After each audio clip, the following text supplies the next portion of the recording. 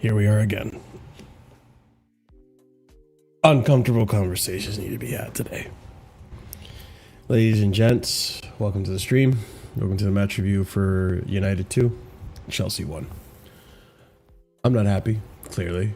And to be frank with you guys, I really don't even want to be on here right now. I don't want to do this review. I don't want to even talk about this. Because, not even because, like, I'm bummed out by the loss. Like, I just know what the narrative is going to be. And I'm just tired, guys. I'm just tired. Like, it's all on Sanchez. Sanchez's fault. Sanchez is the reason we lost the game. Sanchez. It's so easy. It's so lazy. It's so, like, just simple. Boom. That's it. It's just Sanchez. Sanchez is the only reason we lost. That's it. Like, it's just simple, lazy analysis. And I hate to say it because, like, you know, I bring on people in this panel and I like to have difference of opinions, you know, and I won't dissuade the conversation. Like, if you think it's Sanchez's fault, then fine. Like, yeah, let's have this conversation. But it gets to a point, people, where, like, we let a lot of people get away with some bullshit on this team. And we scapegoat others. Like, if today's Sanchez, but tomorrow it might be Enzo Fernandez, you know? If it's not Enzo Fernandez tomorrow, the next day it's going to be Garnacho. Like, it's just, they're just going to be favorites to scapegoat. It was Gusto last season. So, I think overall, like, let me just put it this way. And sorry about the background noise. There's fucking cleaning going on upstairs, and it's just it's fucking frustrating right now. But I'll say this, guys. Sanchez's red card is, I would say, solely the reason we lost today, right? But Sanchez isn't solely the reason he got a red card. I'm going to repeat myself for those of you who probably don't understand what I'm saying. Sanchez's red card is solely the reason we lost today. And I don't even totally agree with that. I think there's more reasons we lost, but let's just say it how it is. That's the scapegoat that everyone wants me to say. That's what everyone is saying. You guys just want me to regurgitate it, right? Sanchez's red card is solely the reason we lost today. But Sanchez isn't solely the reason he got a red card. And we're going to have that conversation here, ladies and gents, while there's background fucking noise happening upstairs. I'm not in a good mood. Ladies and gents, smash up the like button. Help me elevate my mood, please. And also subscribe if you're new here. If you're here to banter, you're more than welcome to. And I'll also say this, guys, just to also get this notion right. My eyes have been opened, okay? Chat, I'll give you this. You were right about the center back. You were. We prior to this season, I thought we were fine with center backs. And in the beginning of the season, I thought we were fine with center backs. And you know what? Maybe I gave our center backs a little bit too much faith. And I don't even mean to say center backs. You guys are right about the center back situation. The center back situation is Chalobah. Chalobah is not good enough for this team. I'm sorry. If that hurts your feelings, if he's proper Chelsea and, you know, he fights for the badge and all this, that's great. We've seen many players come here and fight for the badge and be proper Chelsea and all that and still not be good enough. Chalobah, I'm tired of seeing the same repeat mistakes over and over and over again. You are not good enough. You need to be replaced. We need to find another center back to replace the liabilities that you bring to this club. Thiago Silva is not here to, you know, clean up your mess anymore. And what happens when Thiago Silva is not there to clean up your mess? The mess is there, and someone else has to be to blame for the messes you make.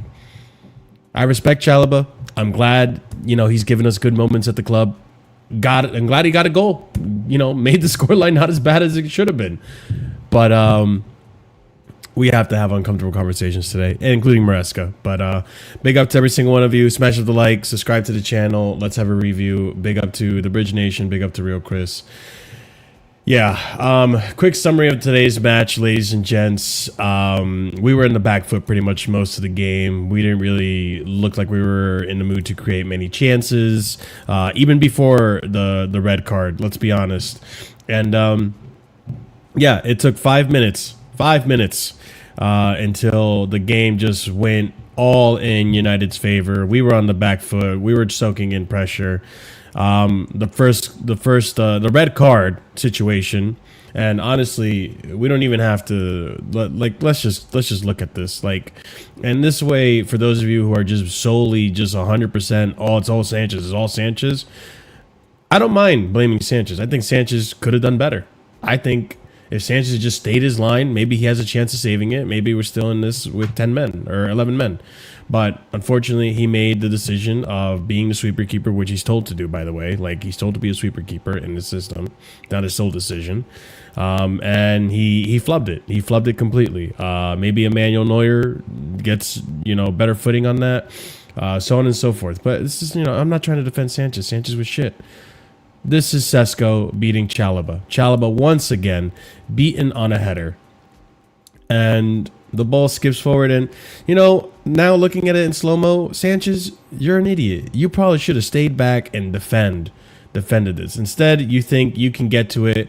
The thing is, Sanchez, at this point, you have already, Prime Neuer, at this point, already knows, am I going to sweep this, or am I going to retract back and try to save this? You, as the bozo you are, decide, wait, no, I'm going to go back, but wait, let me go try to sweep it, and you fail.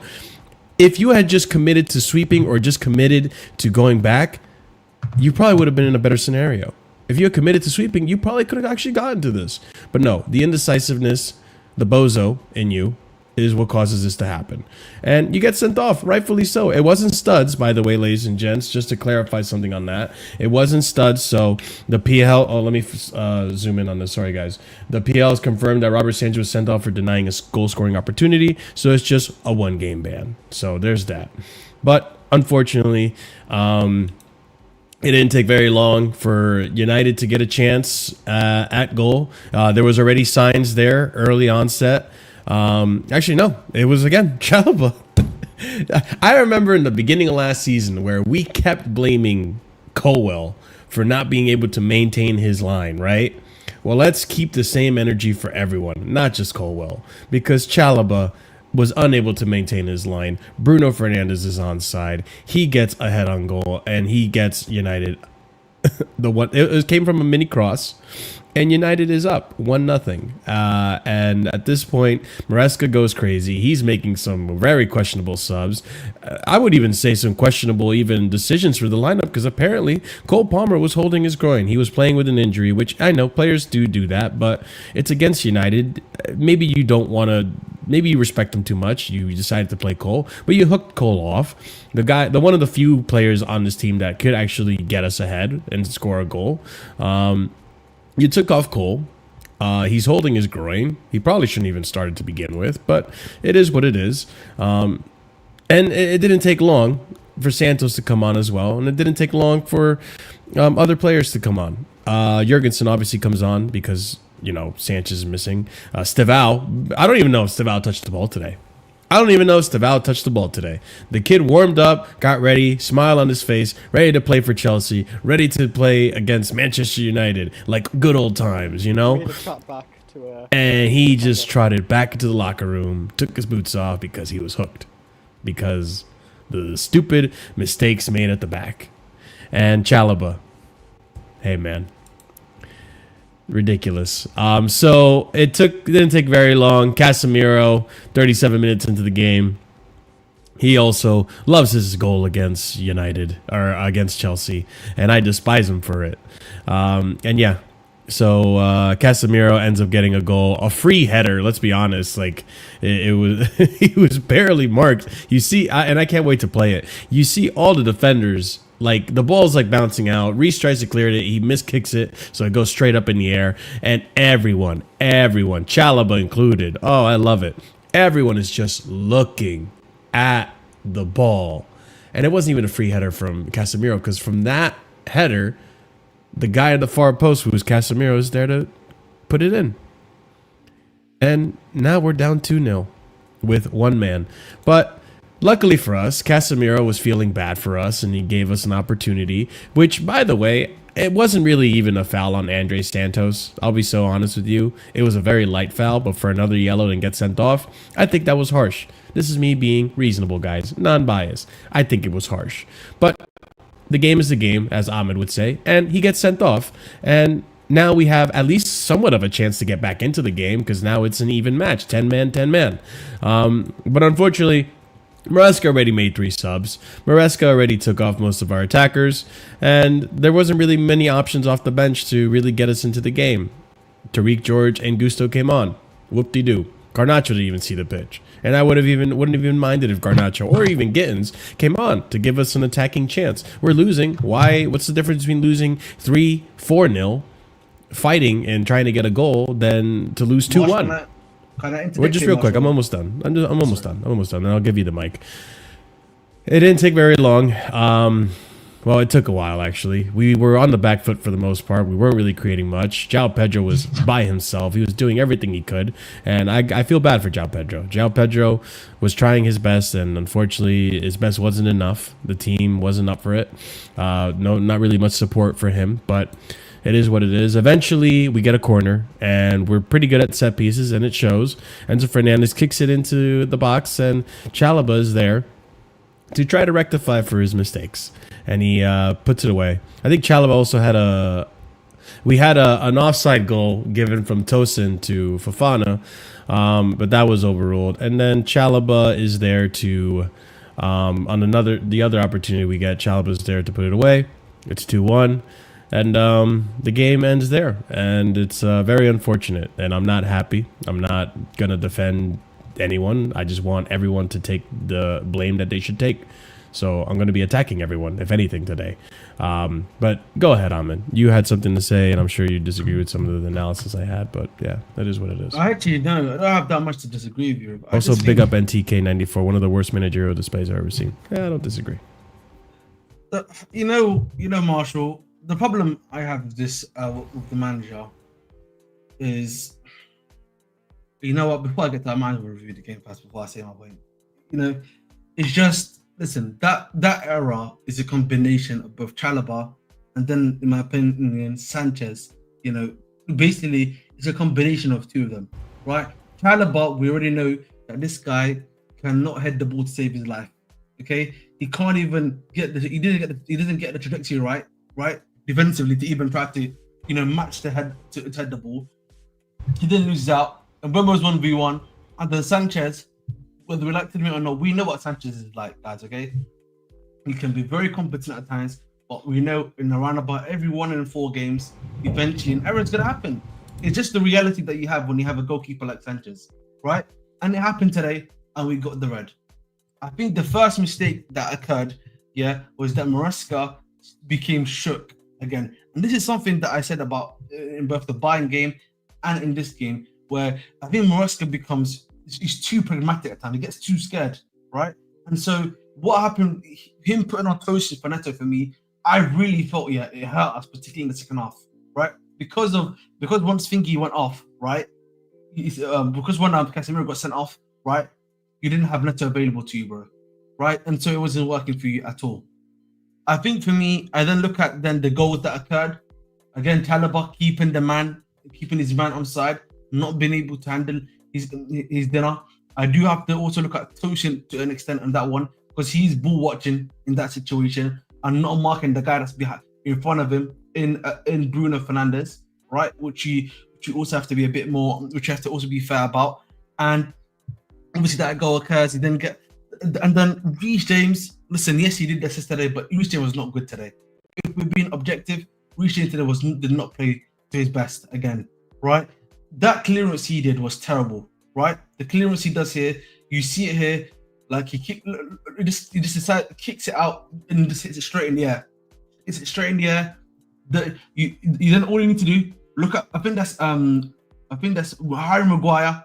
You know he's gonna head that ball, bro. It's cash money. And you know what? That's a good point, Marshall. Again, look at all these guys just ball watching. Again, if you look at Brentford, bro, we had 5 guys against 2 Brentford players.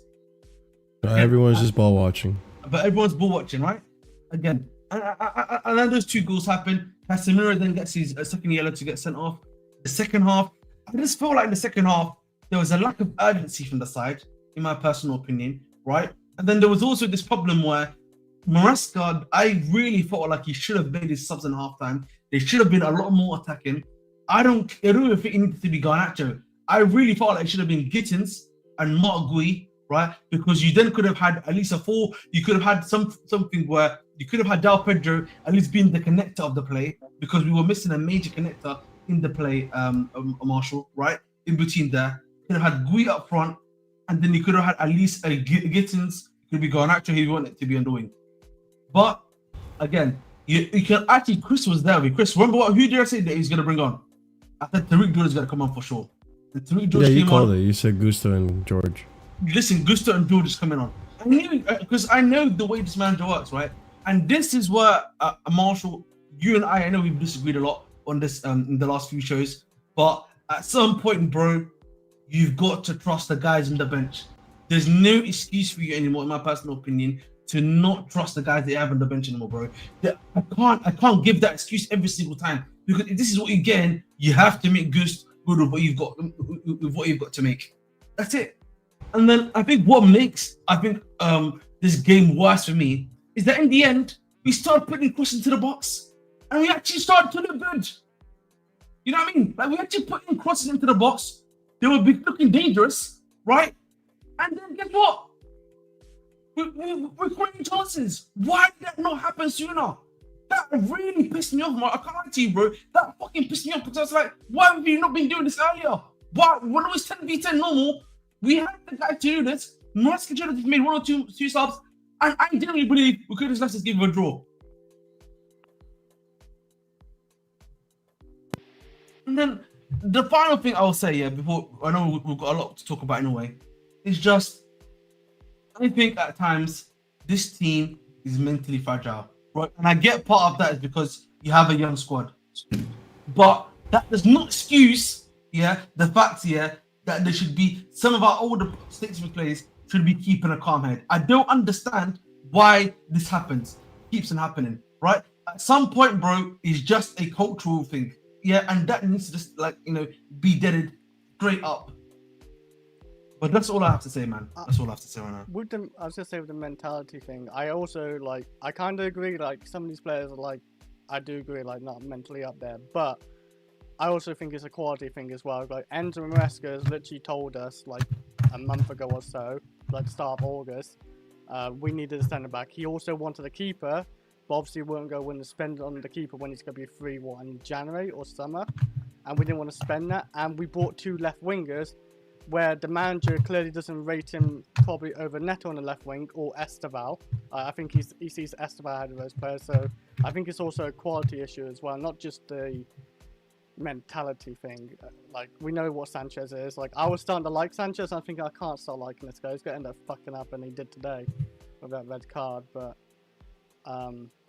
Yeah, I just think like the man just warned us. Like, there's issues in that centre back area. No one rates Chalobah. No one rates Tosin really, and God knows no one rates like Disasi and Badashila at Chelsea. So like we got no real good centre backs. Colwell's gone for the whole season. We still needed another centre back next to Colwell anyway, but like he's gone and we just got no one there. So I don't think it's just a mentality as well. I think there's a quality issue in that area. I was just gonna say to that. The problem, can you bring up Oliver's comment? Oliver, that's all well and good. I think those comments are fair comments, right? But the problem is, bro, this is what you have right now. This is what you have right now, bro. Tariq George is not adding anything to the game. Let's keep it real. Last year, he had that great moment against Fulham. But other than that, he's not adding anything to the game, bro. At some point, you just got to work with the tools you have. There's no excuse I can give you anymore, bro. I still argue like they're all almost the same boat. Him, Garnacho, and Gittins. There's nothing special about any of those three players. Yeah, but I can hear that, Chris. I hear that. Listen, I hear that, Chris. But I just think for me, at some point, bro, you just got to just play them, bro. You know what I mean? At some point, you just got to play them. And to me, Tariq George, we've had him last year. We know what he's about already. I mean, yeah, I agree. Like, there's nothing special about him either. But like, when I look at Garnacho the last couple of years at like United, nothing special about that guy. And Gittins, we already say every time Garnacho comes on, Garnacho looks better than Gittins. Maybe it's going to take. Like TPO makes a great point, by the way. Like he was doing this with Nkunku. Nkunku was literally what Tariq George was doing right now, right? He would bring on Nkunku to be the backup striker essentially for us. Play the last 10 to 15 minutes. That's what he's doing with Tariq George. But we know he can't. It doesn't work. It does not work like that. We know Tariq George is not a good backup striker. And honestly, if we knew that Gui is not going to be playing anymore, what's the point of having Gui at the football club? I'm going to be honest. You didn't have to, because it meant you didn't have to spend money. Bro, no, but listen, I just think for me, there's no point of him being here. Generally, just if he's not going to play and Maresca is doing the same shit he's doing last season, then you know what? If he gets sacked, then it's on him. You know what I mean? If he actually gets sacked, I'm not going to blame anyone but himself. There's no one else to blame. I don't care. Yeah, but does it really change at Chelsea if you sack him and we bring a different manager? I don't listen. No, it doesn't. Like, nothing changes. No, if nothing changes at Chelsea, don't get twisted, Chris. But on him, you have to question him because at the very least, today I agree. Today is on Sanchez, Chalobah, and the manager because he took out all our pace when we obviously lost Sanchez, and I can like understand. Yeah, that is part of him, but like. We have not really supported him. Like last season, we only got Neto. That's the only good player. This season, you could say João Pedro, and then we just wasted like 100 mil, 90 mil on two wingers none of us rate, and we didn't strengthen the centre back or goalkeeper where I felt like it was needed. And I think all of us kept saying that anyway, regardless. The only position we strengthened in was up front. Yeah, João Pedro. It's the only position we strengthened in the window. Can I just say something, guys? Yeah, we keep bringing up this. That's point. That's why me and Joey and others said it was a 4 out of 10 because it was, and it's been proven. It was a 4 out of 10 window. You signed one player that's made a difference to the squad, and you're running him into the ground, but not even running him into the ground. The utilization of him as a player is fucking terrible this season. It's just terrible. Like his best moments this season. Because I don't count the Club World Cup, I'm talking about league season, has been in the 10. Every time he's played up front, he's looked like shit. Every single time he's played up front. Exactly. So he's not a striker. So you didn't actually fix the striker position because he's looked best in the 10. So you actually didn't fix a fucking problem in the team. You didn't fix a single fucking position in this goddamn team. We spent 90 million on wingers that are dog shit. We didn't sign a centre-back because we're waiting on 2 fucking kids. You didn't sign a goalkeeper because you're waiting on a fucking kid.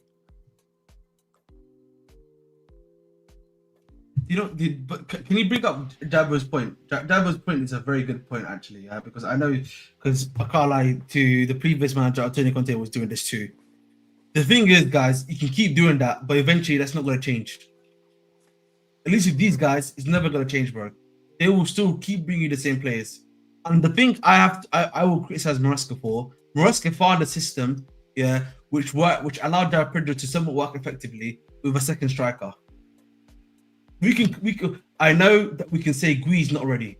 Gui's not doing anything, but it was still allowing your other number 2 guy, you're one of your main guy in João Pedro, to be as effective as possible. Chat, I don't want to hear any of you guys say we should have kept Jackson, because half of you, if not more than half of you, wanted him gone. So shut the fuck up. I mean, and also, I'm sorry, Oliver. I don't want to hear Maresca is disconnected of the organizing of transfers. What happened when he signed the dotted line? He knew the terms and conditions that he signed with. You know what I mean? This is why he did. He did. We're fucking past that. That was cool in the first season when you've shown nothing, you've proved nothing, you've done nothing.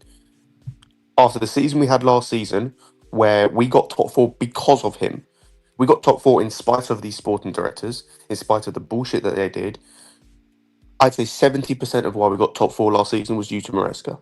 We then won the Club World Cup, again, primarily due to Maresca, because the sporting directors, up until they signed João Pedro, did nothing to help him. Because the lad was not good in the Club World Cup, by the way. Like, he was average at best. So they really didn't help him at all in the Club World Cup. We won that because of him. He asked for one fucking thing publicly, and they went, nah, internal solutions. How's those fucking internal solutions looking? How are they looking? We could have gone and got a proper keeper. You didn't want to spend 5 million. You only wanted to spend 15 million. But you were more than happy to spend 40 million on a guy who's the 4th choice winger at this point, currently, on that left wing. You spent 45 million on a guy who's the 3rd choice winger, currently. Fantastic fucking news. Fantastic business. This guy has shown he's doing bullshit this season. Like, there are many things that can be said about Maresca this season. He's done plenty of bullshit so far in the few games we played. He deserved to get his players, or to have a fucking player after last season. And these sporting directors said no. That's for me. Like, but he signed the dotted line. Get another keeper. I'm sorry to say that to you, Scott, bro. But he signed those terms and conditions. And those are the terms and conditions that he agreed upon. I'm sorry to tell you, bro. Doesn't matter if things change or not. They are following the terms and conditions that they agreed upon. The thing is, Ahmed's not wrong, because we know from the get-go, we've heard and we've been told by the club that they want a coach. They don't want a manager like Poch. They want someone that can train the players to be better and improve the players that they have. That is what Maresca's job is. That Maresca is supposed to be the yes man, quote unquote. Cool, so what happens when these players get to the point where they can't be improved no more? The thing is, we need to separate our expectations from their expectations. Their expectations is they want to be in top 4 and to be happy with top 4. They want to compete next season. No, they don't, though. You say that. Okay, Marshall. No, okay. Yeah. Let's go back to the transfer window. What we did in the transfer window, did any of that require us to get Champions League to get? I don't want to go back to the transfer window. Well, we have to. I'm so sick and tired. Do we need to go back to the transfer window after every game? Yes. Can we not just analyze that some of the players that we are now seeing aren't good enough, and then we have to fix it? Which we told you about weeks ago. Yeah, and you also told me Chalobah was our best center back when he comes into this team. And I'm seeing him do the same bullshit he's been doing for the last 6 months, bro. He's part of the reason why everyone wants to blame Sanchez for the freaking, and rightfully so. Sanchez had a bozo moment, but he creates that bozo moment for Sanchez. Are you willing to admit that? Yes, because he doesn't win a header, and then Sanchez can mix a karate. And he did the same thing against Holland. He did the same thing against Mintama. What? This guy's shit. And so now I agree. Yeah, we do need a new center back because this guy's shit. Yes, if you had started, we told you this weeks ago. Great. The argument weeks ago was, oh, we don't have the guy that can progress the ball from the back. And now we're seeing we have the guy that can progress the ball in the back, but they can't defend. So now the argument's changed. The goalpost has shifted. So now there's a bigger problem. We have defenders that can't defend. Not even just distribute out the back. But not even that. Like, my point is that if I'm putting myself in the director's shoes or whatever the fuck, blue coat, whatever. I'm not looking at this window. I'm looking at what the team is going to look like next season. That's what they're looking at. So what does it look like? If we're going based on what Ahmed is saying, that he signed the dotted line, he's supposed to be a manager or a coach that comes in here and just improves the players he has, and they're telling him, just get top 4, we'll be fine with top 4, and then next season we'll challenge. So they're telling me that next season, Anselmino and Mamadou Sarr are going to come into this team and they're going to help with the center back issues. They're good enough for us to challenge. They're going to be in a position where they're good enough. I don't fucking know, Scott, and neither do you. You don't fucking know because they're fucking kids. That's the whole fucking But you don't point. know. I said the same thing about Esteval. Oh, Esteval's going to help us challenge. He's a kid. And look at him. Now people are asking him, begging for him to stay on the pitch. Pissed off that he came off after 5 minutes. So we don't know until they actually play for Chelsea. It's all hype and dandy, going to logic and saying oh, they're young. They can't be good because they're young. He was the best player for the second best, arguably the best team in Brazil. But 90% of you guys weren't thinking about it that way when he was initially even announced to be at the club. You guys were pissed off and rage baiting over Olise going to Bayern and us not signing him. Those are two separate transfers. They happened not even in the same literally time frame. 3 days after the Olise transfer dropped, we heard Esteval, the announcement, and a lot of you guys are saying, "Oh, look at the PR. They want us to be happy about Esteval." Thing happened in January, no? No, I thought it happened before. That was in the summer. It happened the last 2 summers ago, mate. You got him when he was like 16 or 17, didn't we? Yeah, when he's like 16, he's quite. And listen, the thing is, like, I'm not even entirely disagreeing with Scott, because for all I know, and I don't necessarily like relying on young players to be the hope for this team. I think it's stupid, and I agree. Like, I know where the logic comes from, but until they play for Chelsea, I'm not gonna just predispose. I can't even speak anymore. I'm not gonna just assume that they're gonna be shit because they're young. Like Anselmino had 1 game, and people are already saying, "Oh, this guy looks great. Oh, whoa, fascinating. Oh, he looks like, bro." Let's just, you know what? I have a total head loss right now. Yeah. I'm sorry. You know what? It's not about, my point being is that I'm just trying to point out, like, what us as fans want, me included in that, is different than what the ownership want, and that's what Ahmed's pointing out, right? Ahmed's pointing out these guys told them, I want you just to coach the team. We're going to get the players and just keep improving the team. And their expectations this season is top 4. And we're upset because we want to challenge. I get it. There's a disparity there. You know what the problem is? Like, listen, guys, you need to understand, yeah? They are expecting him to use Mark Gui. They're expecting him to use Gittins. They're fucking idiots. They're expecting him to use No, they're not. Because they when they signed that fucking deal, they expected that to happen. That's the whole problem, Scott. Okay. Ahmed, let me ask you a question. No, let me ask you a question. What the fuck is Mark Guiu's purpose here? What's his outcome at Chelsea going to be? Listen, I don't know what his purpose is going to be. What's his outcome here? What Scott, is he used for? You don't know what it's going to be. They brought him in here to be a striker. Don't be stupid, Ahmed. Don't be stupid. Yes, you do. He's going to be fit for profit. That's all he's used for. That's all he's going to be used for at this football club. We signed him for £5 million. Yes, that can be true. But I'm talking about his purpose as of right fucking now, Scott. Right now, his purpose is here to be the striker of the team.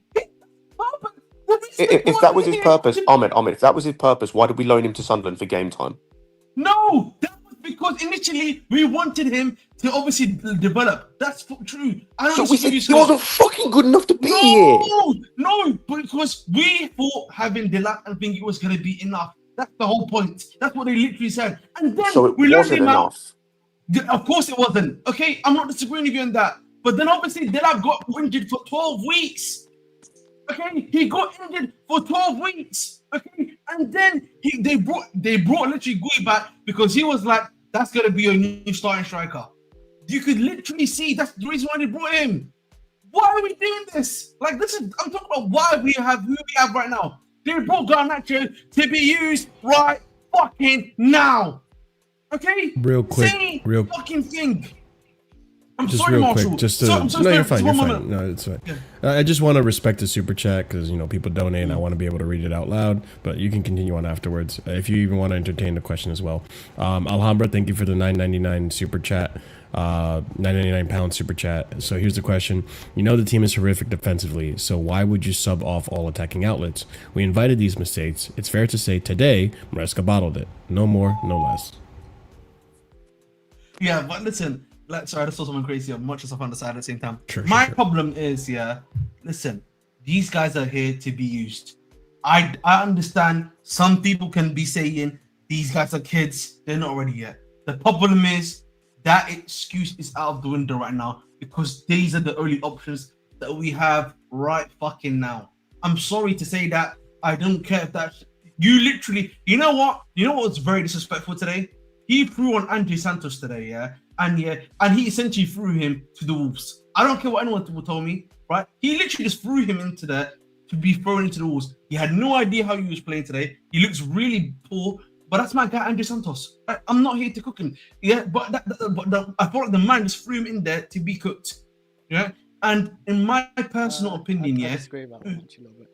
I disagree. Well, the reason he flung him on is because like to compact the midfield. He didn't just throw him the Wolves. No, but he felt like he threw. My thing is, he's a good player. Santos is a No, good the, player. the reason why Santos came on, this is an issue I have with Maresca today. The reason why Santos came on, reportedly, is because Palmer is injured and there was no one else you could have brought on because you weren't going to play Hiu because you don't trust him. And you've not trusted him since you've been here, so him being in the squad is fucking pointless. And I said that at the time, but here we are. That's just what it is. You didn't want to bring George on because you tried to sell him 3 weeks ago to Fulham, and yet he's still on the bench. That's another issue.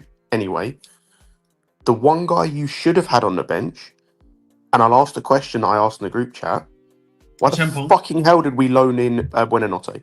What was the point? What was the point? This is why again. Was he actually on the bench? Do you know what the problem is? Wasn't. No, Scott. This is why again I come back to you. Buenanotte got brought in. All these other guys have been brought in, right? Whether we like to admit or not, they need to be used, and the man is not using them. I don't care that Maresca is being a. I can't say that. Maresca is being a twat. That's the best way to put it. Okay, use your squad. I don't care if you don't like Gui. He's your only striking option, bro. He's your only striking option. You have no choice. Use him. I don't care if you don't like Gittins. Okay? Is he gonna Tariq George is not giving you anything? Try some of these other guys out, bro, on a consistent basis. I think we as a club and Maresca is in a rock and a hard place because I agree with you to an extent, Ahmed, in terms of like he has to use some of these players better. Like I think not bringing it in like the substitutions today, like bringing Gusto on at left back for fuck's sake. Bringing Gusto on at left back when you're 2-0 down at the time is fucking pointless. Bringing Gusto on at left back in general is pointless because he's not a left back. He's actually been decent this season when he's playing right back. He's not a left back. I thought when he was coming on it was going to be James going off. But yeah, I agree with you. You have to utilise this squad better. I do agree with you. The other issue though is for most of these players, you can clearly see when they play they're not ready. So, like Gittins, for example, Gittins just is not ready right now. He's not good enough to play. He has to play because he's the only option. Well, he's not the only option, but the other option is Garnacho, who has so far, for me, flattered to deceive so far. He's been pretty nothing, to be honest. Hato should play left back if you're going to sub Cucurella off, but he's been, in the 2 games I think he's played, pretty nothing so far because he's a young kid. Do you know... But I'm sorry, Scott. I need to interject here. But do you know why that is, though? Do you know what the other issue is? Yeah, which when I talk about some utilization of players, a key word I like to use is integration, right? And if you look at the way the manager integrates these players, it's next to nothing, bro. He literally threw half of these guys on against Brentford. Yeah, essentially, he doesn't even give these guys stub minutes when we're winning games. Against the West Ham. No, he does. Against the thingy. Well, no, but there's no. That's where I disagree. No, Ahmed, he does. Well, he played Hato against West Ham, and Hato kind of sucked when he came on against West Ham.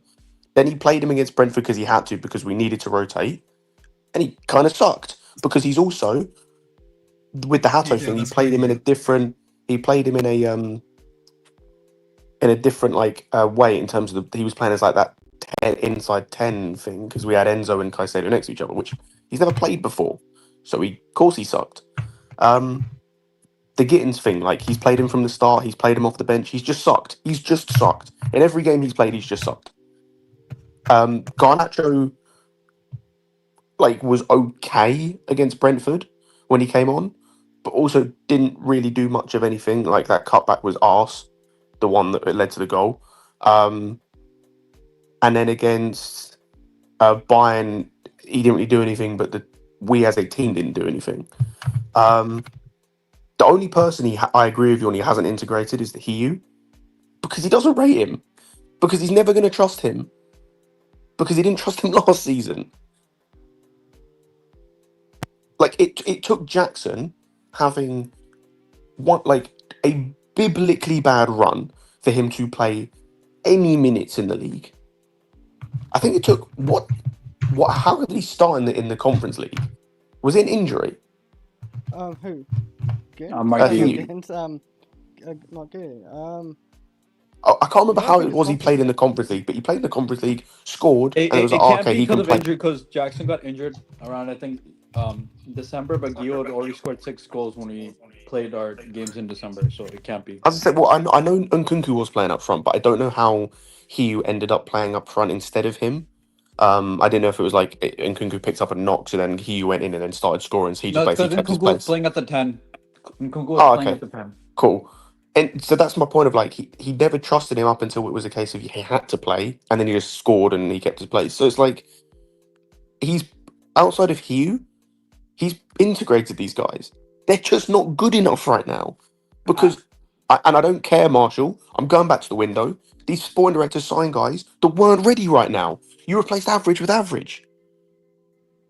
You just sign guys who aren't ready to play week in, week out. But unfortunately, some of them aren't even able to contribute off the bench currently. Forget starting, they can't contribute off the bench. So, unfortunately, so much of where we're at as a football club has to go back to these sporting directors in that transfer window, because we're suffering for it now. We're suffering with having Tosin and Chalobah at the back, and both of them sucking, because you refuse to address that situation. We're stuck with Robert Sanchez being a bozo and making yet another error in a game. That's 3, by the way, to start the season. 3 major errors.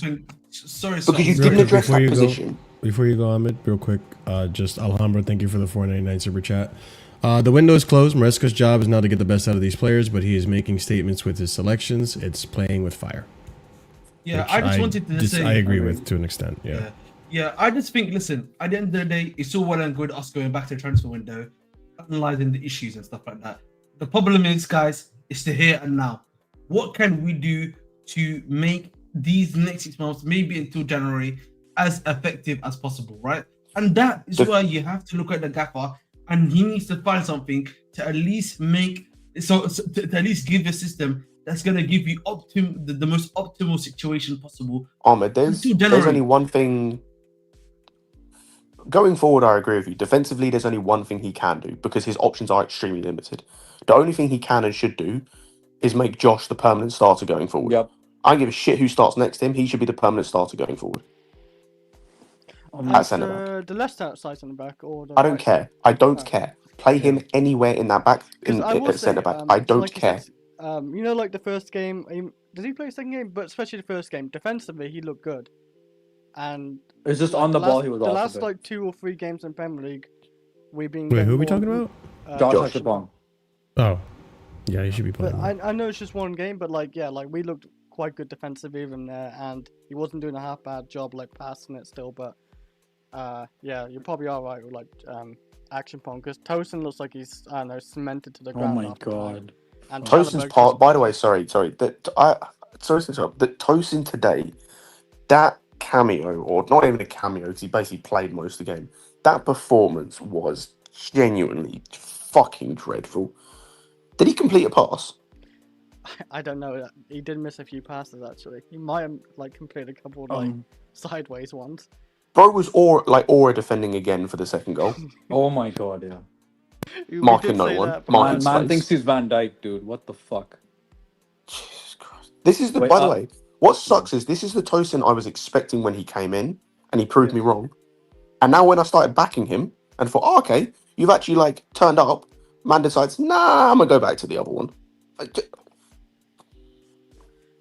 we can never like obviously start with like say start action pump, but we can never throw him into the game like Man United, for example. But like maybe consider, other options because like lately defensively, Chalobah, Tosin, whoever, it's just not working out defensively, and we're not exactly playing great from the back anyway.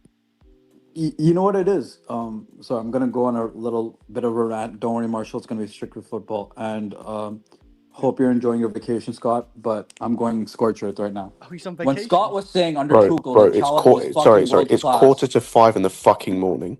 I know. I'm sorry, buddy. I know. Trust me. When Scott was saying Chalobah was world class against Tuchel, and me and Prime were like, nah, he's just average. This is why, because he's a little bitch. He got outpaced against fucking 35-year-old Harry Kane, and it's not just him. It's fucking Tosin. Both these little pieces of shit got outpaced by 35-year-old Harry Kane, and then both of them are little wusses against fucking Benjamin Sesko.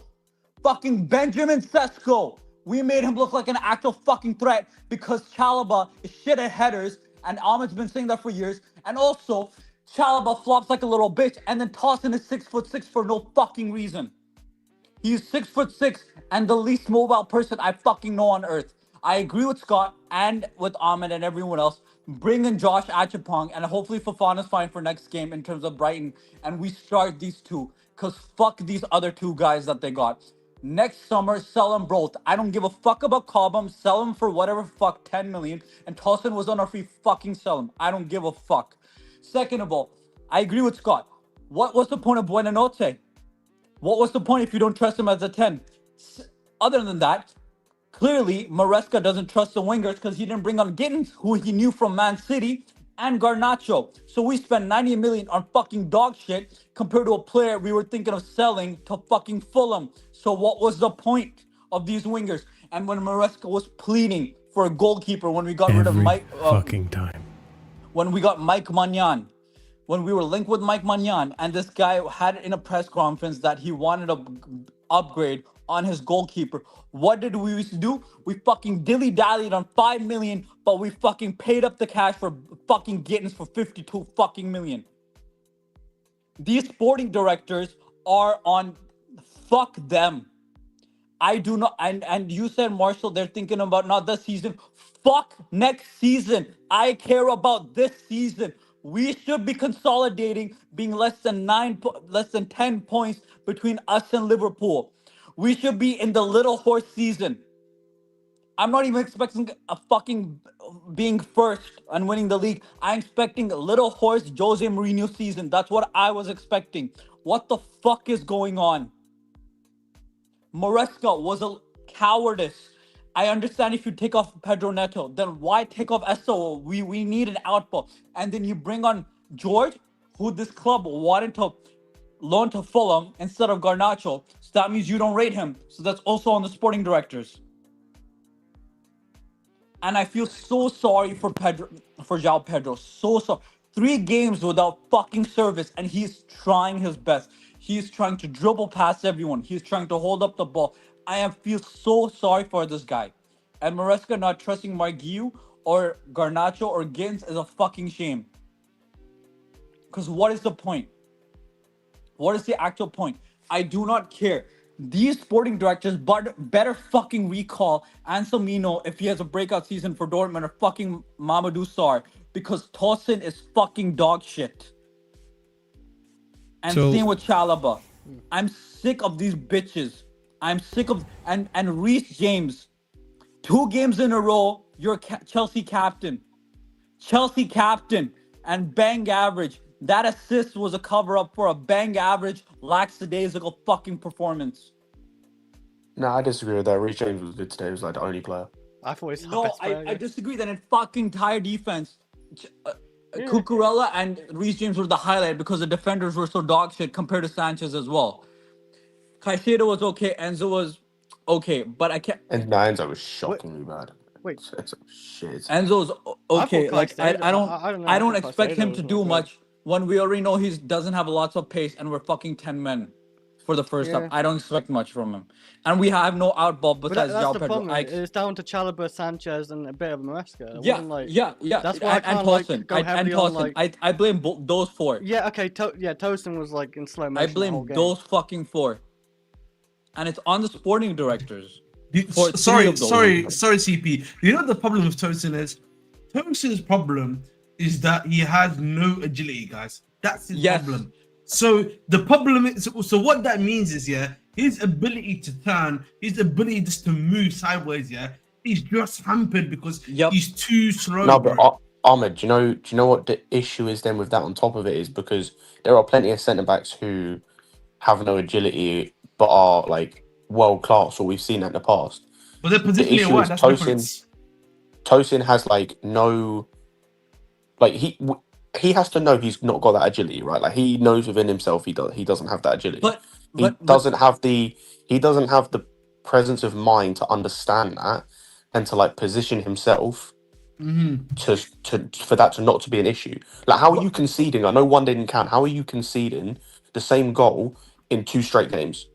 Literally the same goal in 2 straight games, and both of them become because of your lack of agility and lack of being able to read the players. It's happening.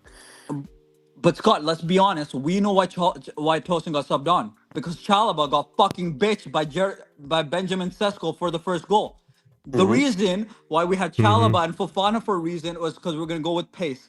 But then he brought in Tosin because he saw Chalobah being a bitch against a fucking header again. And what is it? It's not just Chalobah. Why does it feel like these defenders feel like a fucking laser and a dog? When you put a laser on a fucking wall and the dog chases it, it's like a moth to a fucking flame. Cover your other fucking attackers, you dickheads. If you want 2 people, that's fine on 1 defender. Why are we having 5 to 4? What the fuck? You did not learn from Brentford? You had a week. Oh, but speaking of which, by the way, we've conceded this again. I just talked about the Tosin thing. We again basically conceded the same type of goal again for a second week in a row. Yep. I don't know if you looked at the second goal. There's 4 defenders marking the same dude. Yeah, it's just like Brentford. Yeah, exactly. And it's 2 They're dudes just at the looking back at post. the ball. Hey, let's look at it again just so we can get angry. Hold on. There's 2 dudes at the back post free. Please, Marshall, please don't. Please, Marshall, I actually beg. Like, this is great. This is just amateur hour here at Chelsea. How are you conceding the same? Also, who is that clears? I'm not that angry at Reece because, whatever. The ball comes down, you try to clear it. Okay. Our defender should be good enough to fucking clear the second ball. That's a shit clearance. It's a shit clearance, but, like, you can't always get the best clearance, right? Like, all right.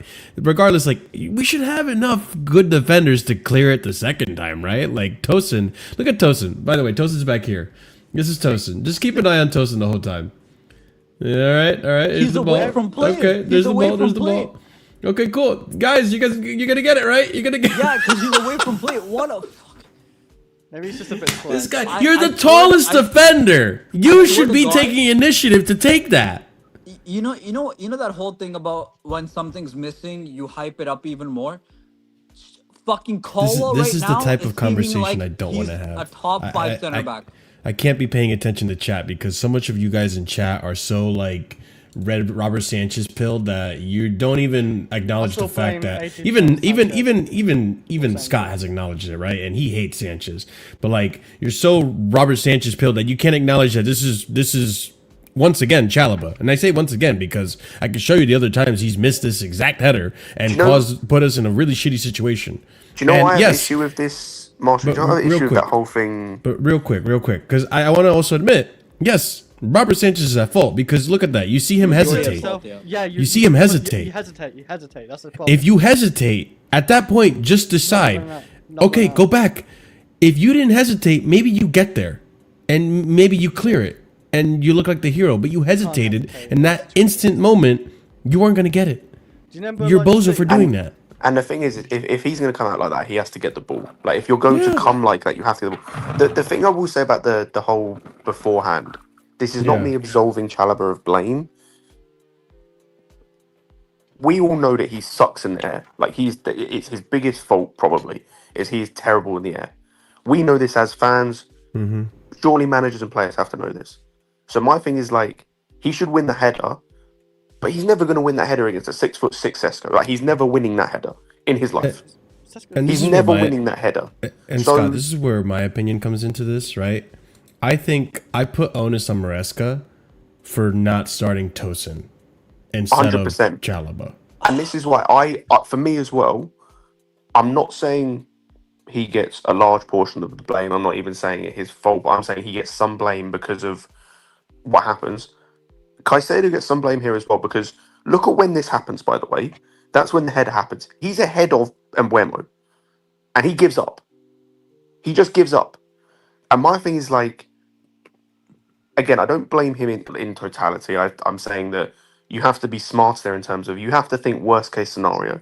Yeah. Think he's going to lose that header and keep making a run. Because if he keeps making that run, he catches him, by the way. And then we're maybe not talking about that. So I'm saying Chalobah obviously takes fault on it. It's not me trying to defend him. Like, he sucks in the air. Like, he's just terrible in the air. Like, that is just what it is. We know that. We've known that for years. Since under Tuchel, we've known that he's been terrible in the air.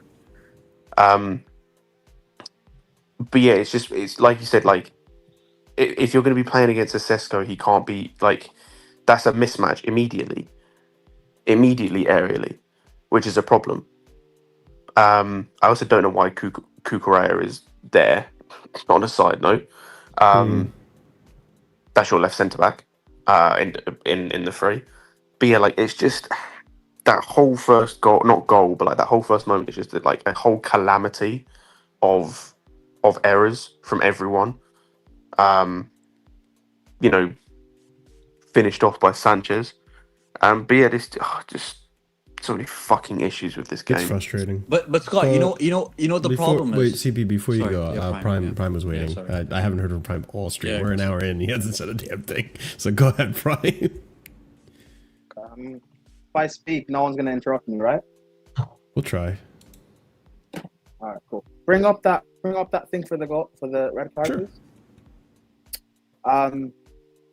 When I saw the lineup, initially I understood it because Man United's like only real threat is their pace and behind.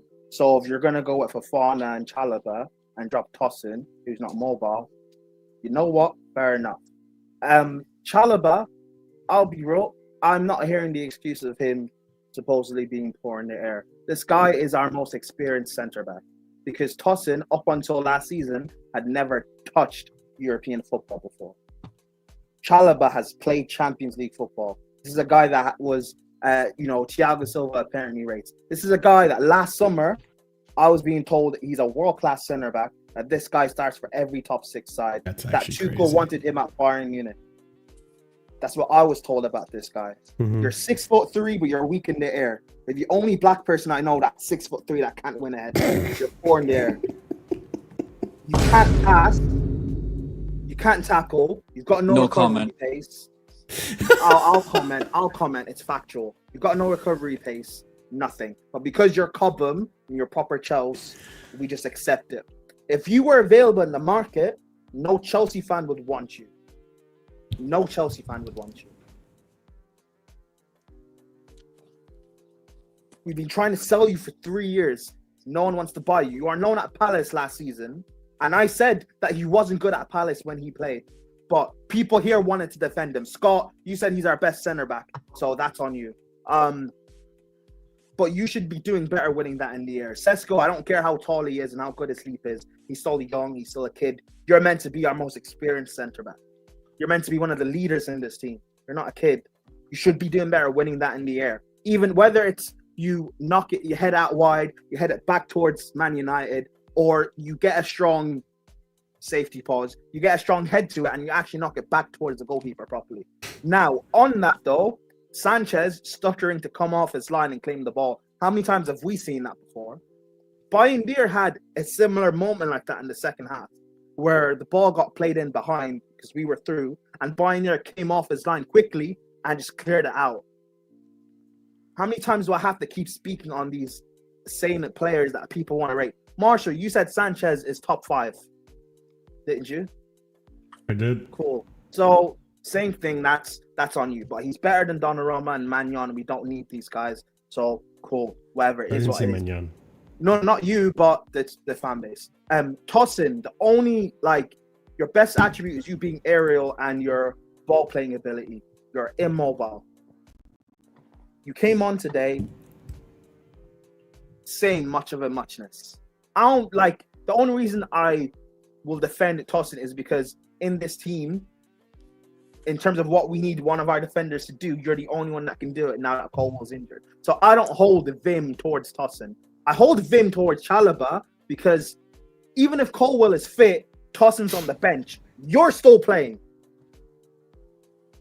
We are in 2025 and we went to the Allianz Arena 4 days ago with our center backs being Tosin, who came for Fulham on a free, and Chalobah, who we've been trying to sell for 3 years now.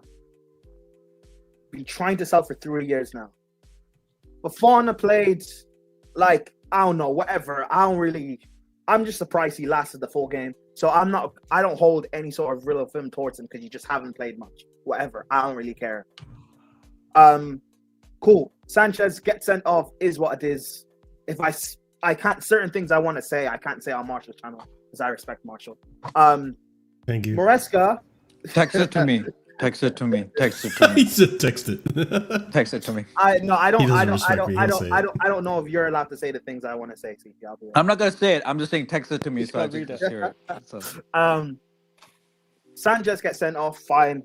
Maresca sacrifices the young kid Esteval, which I'm annoyed with, but most managers would do the same. Conte did the same in 17, 18? What game was that? Yeah.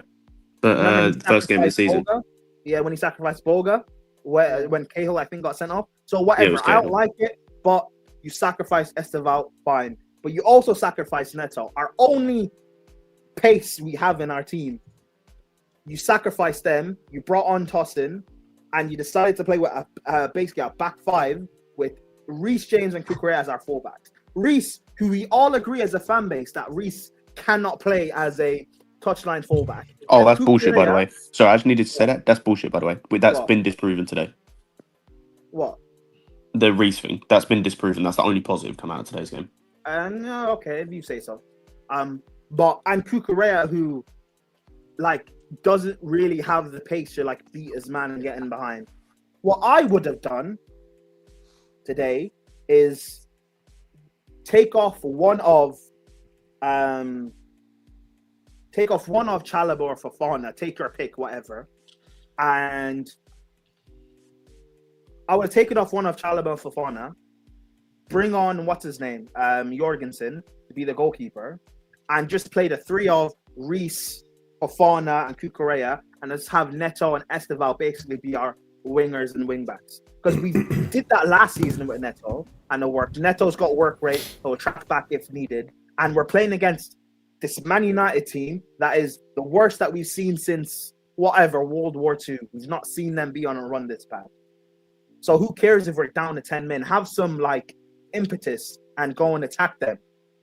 What are creators on the pitch? Palmer comes off with a groin injury, whatever, fine. So if you know that Palmer has an injury, why don't you sacrifice him instead of Esteval? Take off Palmer instead. That's a good point. If he has the I injury, agree. take off Palmer, bring on Mark Hughes, so at least we have some sort of physical threat in the box, and let João Pedro be our 10, and we can still somewhat keep the same shape. But as much as I'm angry with Sanchez with the red, and we can talk about Chalobah's fault, Maresca killed the game with those two poor subs. He killed it.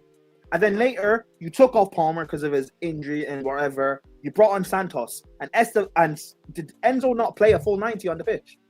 Yep. He did. Poor again.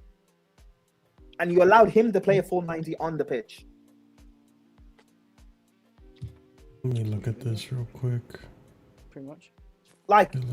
Pedro Neto. Okay. Whatever. But again, I'm as much as we say Maresca and stuff, and you have to make the most out of what you have, which I understand. But this is why I said on deadline day that these sporting directors have shafted Maresca, and Ahmed wanted to do the Ahmed thing of be like, no, We can't say that. We can't say that. Of course I can. Because the team is shafted now. Our best centre back in 2025 is Trevor Chalobah. Right? No? Is he not supposed to be our best centre back? Cole's out injured, so he doesn't apply. It's kind of an argument at this point. If you're going off, I'll be honest. If you're going off form, he is. That's how bad our centre backs have been. On form, he is because he's been not even our best centre back. Our most experienced centre back. No, even include Cole. Even if you include Cole, Chalobah is still our most experienced centre back. You know, but I'm not talking experience. I'm talking like in terms of best. In terms of actual like performances, he's been marginally better than Tosin. I'm including and they've both both. been shit. I'm including both. Whether it's performance, whether it's by experience, Tosin or Chalobah is it in 2025. We spent $1 billion, and that is our most experienced and best center back. By the way, just real quick to read this super chat, Alhambra, thank you once again. Top sponsor of today's show, £4.99 super chat. Look at Sanchez's starting position. If he stays put, he clears it. Clearly, Trev is at fault, but Sanchez needs to bail us out there by I 100% agree with this. Yeah. 100% agree with this. Also, what was it Scott who said Caicedo? I agree. Caicedo should have just kept running, but you know what? Most players would think, oh, my goalkeeper's got that. My goalkeeper's got that. But this is why I keep saying it's okay if a player makes a mistake, as long as someone bails them out. But we have to keep bailing out these bozos. You know how many mistakes Chalobah and Tosin. Sanchez and even Tosin make on a consistent basis, but because someone else bails them out, it gets hidden. Or that's against true. Brighton last season, where Palmer scored 4 goals and a half. No one cared about Sanchez's mistake.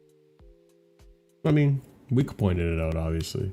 Yeah, but no one cared because Palmer scored 4 goals and a half, and he was the best player in the world.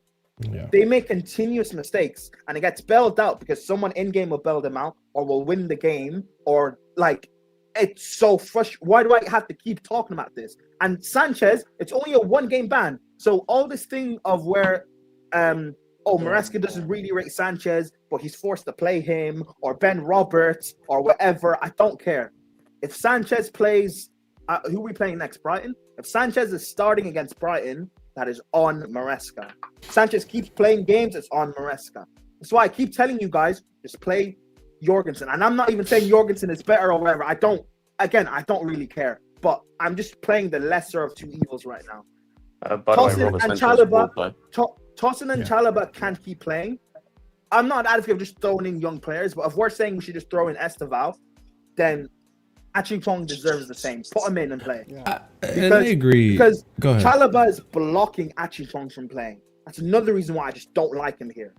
Because without Chalobah, Achipong would be playing. I'd rather have Achipong play and let him make mistakes and grow and develop.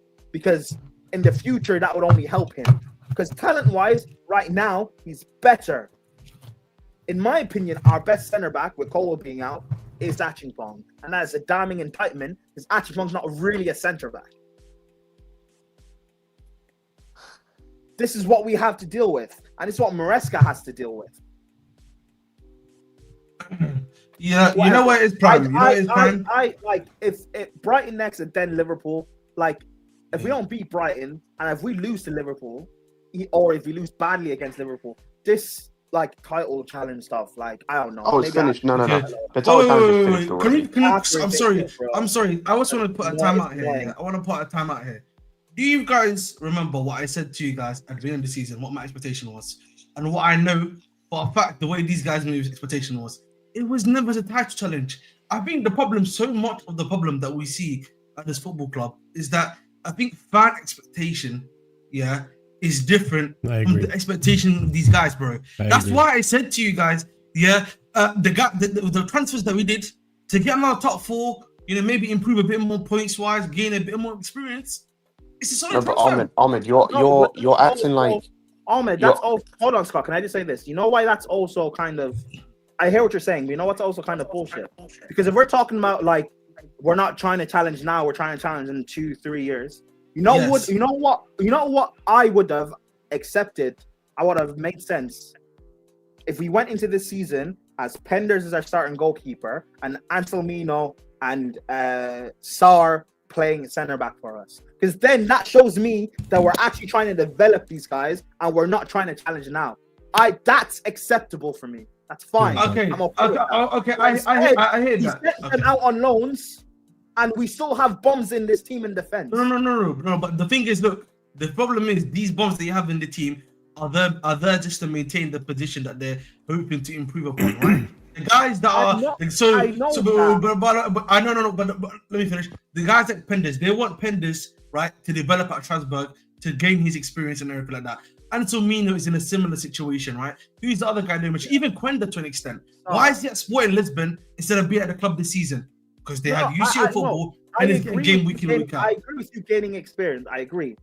But we've got worse players. Sanchez is worse than Penders. Tosin and Chalobah are worse than Sar and Anselmino. So I'd rather have them play in the team and let them make mistakes. I understand that's fair. I understand that, yeah. Do you think I'd get angry if Sar and Anselmino were fucking up today? I would. Of course not. No, I know they're young and I know they're developing, but we've got fucking mid-20-year-olds fucking up in our team. They wouldn't change anything for the directors, though. Yeah. What? Because people would say, like, if you put Penders, Sar, and Anselmino in this situation, and they still can see those kind of goals, the anger towards the directors is still going to be there. Oh yeah, like, I'd still be pissed. I'd still be pissed. Doesn't change anything. You know what, Marshall? But I'd be pissed in the moment. But you know what? I'd also think and say, these kids are young, they're talented, and they're developing. I'd rather have that and know for certain this season, because then I wouldn't have the expectation to challenge. I'd be like, cool, I know what it is. But instead, the future, and then you started saying, Prime, we're going to get Magnon, Donnarumma. Can I ask you a Donnarumma. question, Prime? Yeah. Well, I'm sorry, Prime. Yeah. I'm gonna let's go after this. But when you're signing a guy like Liam Delap, you're signing a guy like Jamie Gittins. You're signing guys like Joe Hato. These guys are not signings that are there to make you competitive to win titles right now. They're not. I know, but not. For me, my problem is always, we keep talking about these transfers bad. We're not going to be competing for titles. But the thing is, the transfers are in your face. The transfers they're doing are in your face. No, but Ahmed. The issue I have with this, the issue that I have a season with the first half of the window. I actually didn't have a problem with it. I like the signings of Hato, Delap, Gittins, João Pedro. But the second half, where no goalkeeper, no defender to Colwill, no backup to Colwill. We also needed someone to partner Colwill anyway, so we needed a defender regardless of his injury. And you did this link to Simmons also window, didn't sign him, and now we find out Palmer has this ongoing groin injury he's had since the Club World Cup. So Palmer could drop out any minute now for us. And what now? Then João Pedro plays the 10, so we only have one striker, and Maresca refuses to use Mark Q. We're playing in the Carabao Cup in a few days. You can't play because he's cup tied. So what then? What are we gonna do? Scott, I wanted to say something. Yeah. I want to let Scott go, and then I want to rebuttal a bit too. The issue I have with what Ahmed said is you're acting like most of us don't know this. Like, I know what their expectations are. I've known it from last January window, when the fact that we're second in the league, we got the chance for challenging, and you decided to do nothing. Sweet FA. Sweet fuck all is what you decided to do in the January window. So I knew what they were on. I know what they're on. I know what their timescale is. I know what their expectations are. That doesn't mean I have to accept it, because you're in a position where you could accelerate the timeline. You could push the issue. You could actually force the hands of other teams, because the other issue with this idea of waiting for these players is we're expecting no other team to get better and no other team to add players. Like, for all of what we do in terms of laugh at them, go and look at what Arsenal did this window, and it's not really any different to what we did in terms of they went and signed a couple of starters and then strengthened their depth. But they actually signed guys. They signed a they signed guys of quality. They went and they went and improved their backup centre backs. Squad player. Both of their centre backs, backups, are better than who they had. Oh, they had a good window. Their striker is better than who they had. Their D mid, who's come in to replace Partey, is actually looking good. They didn't address everything, obviously, and I'm not saying they're going to win the league, but they improved their team from last season. Liverpool improved their team from last season. It hasn't all worked. Wirtz is looking spooky. Ekitike has been a huge hit from minute one. I imagine Isak is going to be a hit when he's fully fit and up and running. We're imagining that the teams around us aren't going to improve, so we're just waiting and waiting for these young guys who have to improve, expecting everything else to stay the same. And that doesn't happen. That doesn't work like that. Football never works like that. So unless these guys hit to a huge level, which is rare, like it doesn't always happen immediately like that. And I'll be honest, based on the limited stuff I've seen from some of these guys, I'm not expecting them to hit like that.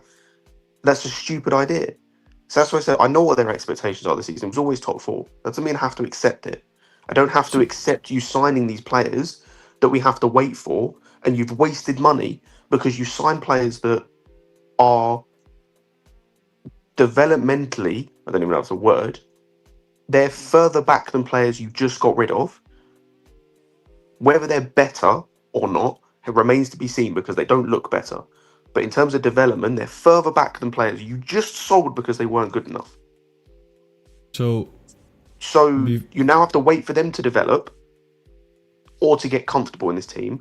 And I think, by the way, just going back to the point that CP made earlier, I think it speaks volumes that Jamie Gittins is the only Man City Academy player that we've signed that Maresca doesn't trust immediately. I think that speaks volumes about where he's at currently. Every other player he trusted immediately, Delap, Lavia, Tossin, anyone else I'm forgetting about? Palmer. He trusted all of those guys immediately. Oh no, actually Palmer was here already, but those three he trusted immediately. There was no wait. There was no let's see what happens immediately. Gittins is the only one. That to me speaks volumes about where he's at as a player. So on that point, and before I go on, ladies and gents, over 100 of you guys are watching us in misery and wallowing in just the sadness that is this result for a Chelsea fan. Please smash the like button because we're not even at 50 likes and we should be. So just a reminder, if you are watching, if this is in the background for you, smash up the like button. Take a moment just to hit that like on the video, on the stream, just so we can get some support from the algorithm and, you know, keep the channel relevant, keep the channel going and growing. We are on our way to 5K subscribers, so if you're new here as well, subscribe to the channel because it does help out tremendously, and that's me being kind. Marshall, just before you go, quickly, Oliver just mentioned another one. Jadon Sancho, that's another one. Immediately trusted. So I'm not even going to touch the Gittins thing. I just want to go back to the directors thing, which, and I'm trying to point out really what Ahmed is trying to point out. And I think what Ahmed is trying to say, I'm going to try to translate Ahmedism. I think what Ahmed is trying to say is that his reaction to this game and his reaction to this season is the way it is because he, like me, knows that the directors have a plan, and he doesn't, we don't necessarily agree with said plan, but they have a plan. They want to see it play out a certain way. And even though I agree with what Scott said, like you see what happened last season, you see the Club World Cup, you see that you're ahead of schedule.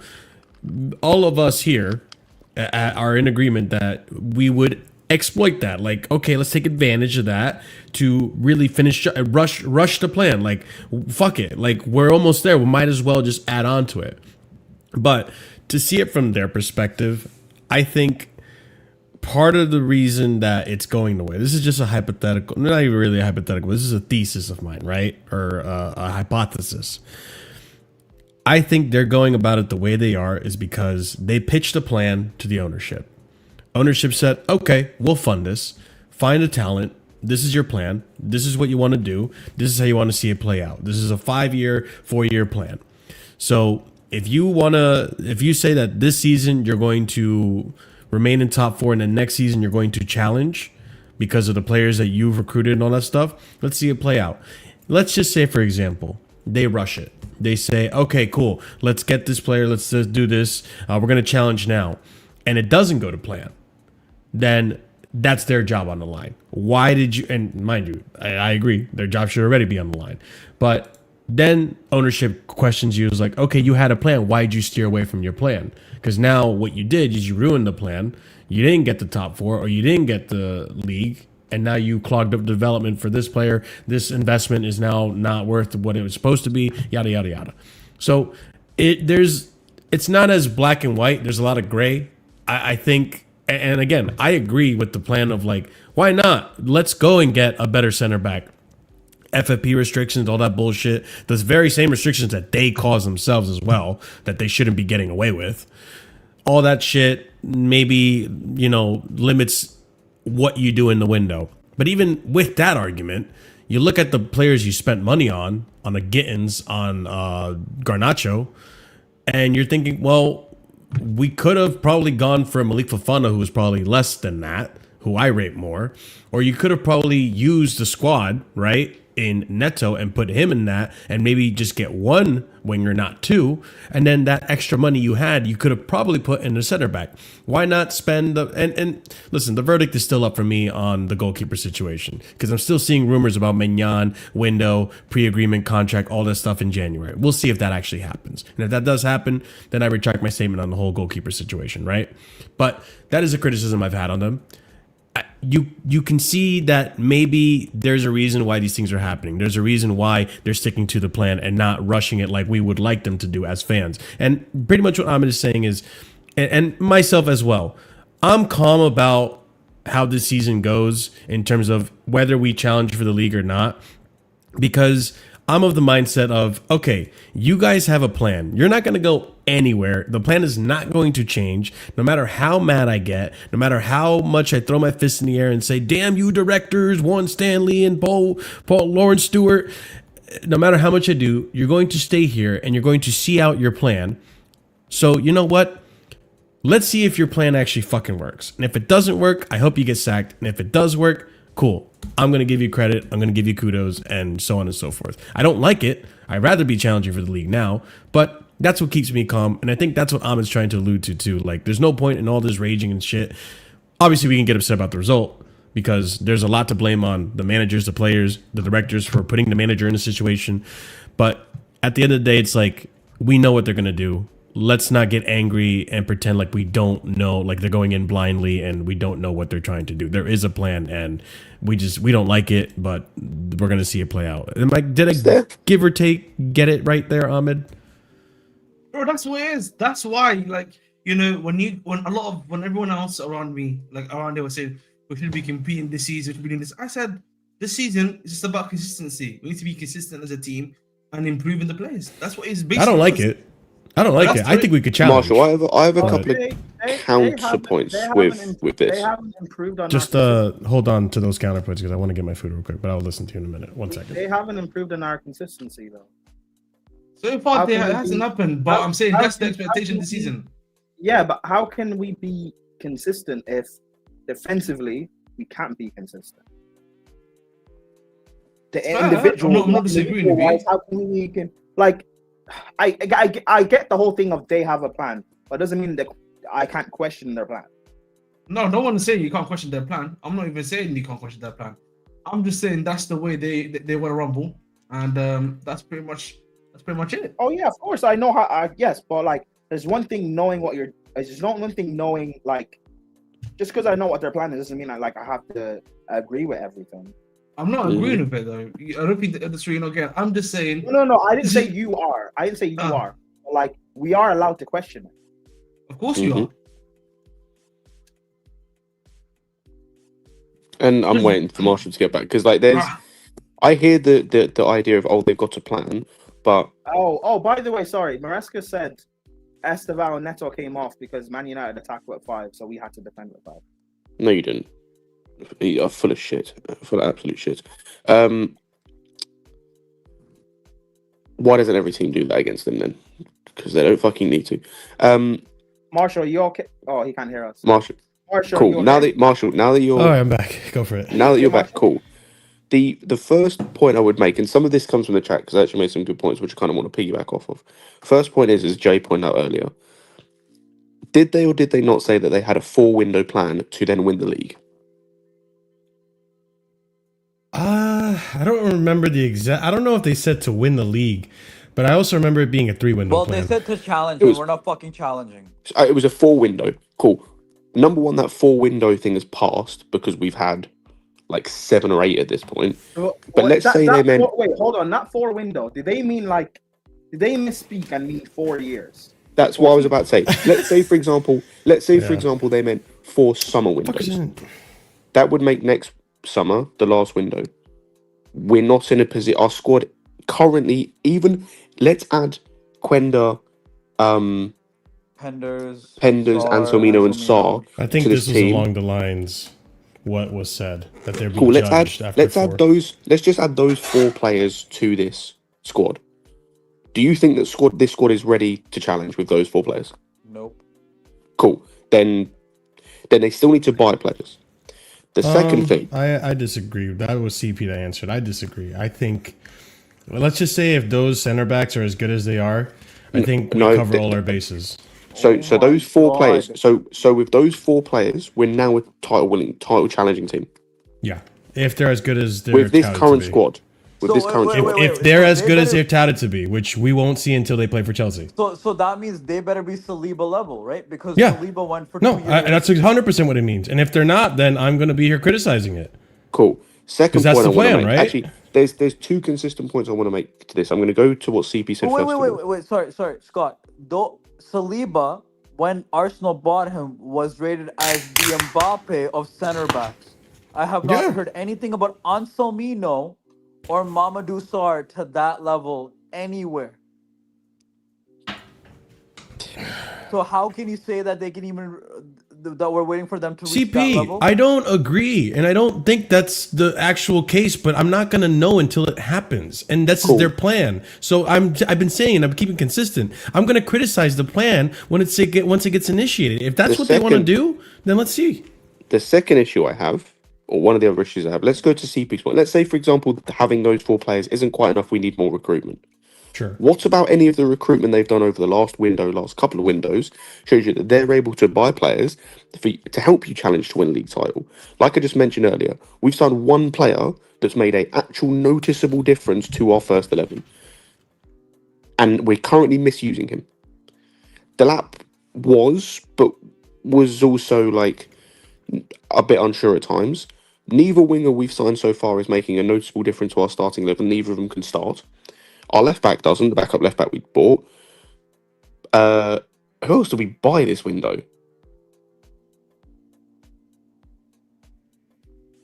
Oh, Buenanotte isn't at all. Buenanotte is alone. Cool. So there's no guarantee for me that these guys can even like when we're in a position to challenge. I've got nothing to show me that these guys can even buy like they're ready to challenge. The point I think I made earlier, Marshall, I was going to make is nothing about the way we bought this window was any different to how we bought any other window when we didn't have Champions League. But we kept getting told that we needed Champions League to make those type of signings, but you didn't make Champions League level signings. We could have bought every player we bought this window without Champions League, every single player. Yep. So when we're in a position where we need to, let's say for example, let's say for example, Delap isn't the guy next, like to start for us. We need another striker. Who are they gonna? They're probably gonna buy like. They'll probably get Omega. They have Omega will probably be the starting striker, and there's no guarantee he's in a position like to help us challenge. To add to the striker thing, do you know we've stockpiled the best under 21 strikers? Great, fantastic. Like, so, cool. A lot of them are going to be sold for profit. Oh yeah, I know, but like, what is the plan? There isn't one, because the other issue I have, and Jabba made this point earlier, and this is the single biggest issue I've had with this plan, quote unquote, and all of this from the beginning. There are a million different variables with this plan, because you have to hope that all of these players hit. Because if they don't, then we have to wait for the next guy up. Like, people have been like in the past when I've said, "Oh, putting all your eggs in these baskets is stupid," and people go, "Why?" Because we could just go buy someone else. Cool. So let's say, for example, Penders doesn't work. What's going to be the answer we do next? We'll go and buy the next 18-year-old goalkeeper. So we have to wait 3 years for him to get good enough. So that's then 3 years you're waiting again. No, Because we won't Scott, buy. Scott. But hold on. Next 18-year-old. We got Solonina. Remember, guys? But Remember the American Gigi Donnarumma, the next Gigi Buffon? Because what we won't do. No, wait, Marshall. Because what we won't do, because we've shown, is we won't go and buy the 26, 27-year-old who can give you either the stopgap or can give you the less margin for error in case a Penders or a Slonina or whoever doesn't work. So it's a constant game. It's a constant waiting game until you hit, which is stupid because again, you're just increasing the amount of variables. All of these guys have to hit because you're not buying anyone else. All of them have to hit. Obviously, the striker's a little bit different, but I'm talking centre backs and goalkeepers specifically. They all have to hit because if they don't, what's the answer? We're going to buy the next 18-year-old. Have to wait 3 years for him to be good enough. Okay, cool. So then, have we missed the boat with the other guys? Again, it's just about limiting variables. You have, as all of us have said, there's so much uncertainty, and it's about covering your bases. Why the Maignan thing made sense. If Penders is incredible and he is the next Courtois, Maignan here for a season or two. He eventually becomes backup. That's cool. You've got an incredible backup. If Penders isn't it, you go and buy the next guy. The next 18, 19-year-old goalkeeper. And guess what? Maignan is still 28, 29. He's still comfortable, or whatever he is. I think he's 30, actually. But he's still able to play at a high level. You're limiting the margin for error. You're limiting the variables. You're limiting your floor. You're keeping the floor at a good point until you hit the jackpot, until you have that ability. And that's what I'm saying. The way that they're doing this is stupid. But because there's a million variables that I understand all have to hit. I get that, right? And again, I don't necessarily agree with it. I would like to still buy and sell players like we used to under Roman to an extent, right? Or where we go for the proven players and give them whatever fucking salary we want. And listen, I'm not trying to say we can't do that. Or listen, I'm just trying to give perspective here. We understand that the way, and you guys say fuck the stockpiling, all that. Not you guys in the panel, I just mean in the chat. You have to understand, and I'm so curious to see if this is going to continue to be something that happens if and when another stadium comes in. But we understand that a large part of this whole buy low, sell high method is because of the revenue that you are not getting from stadium revenue. We have a 40K capacity stadium that does not make enough money for Chelsea. You could tell because of how we do business, how we need to sell in the window compared to everyone else. And it plays a factor, whether you want to believe it or not. I'm sorry, the fact is the fact. It plays a factor towards revenue.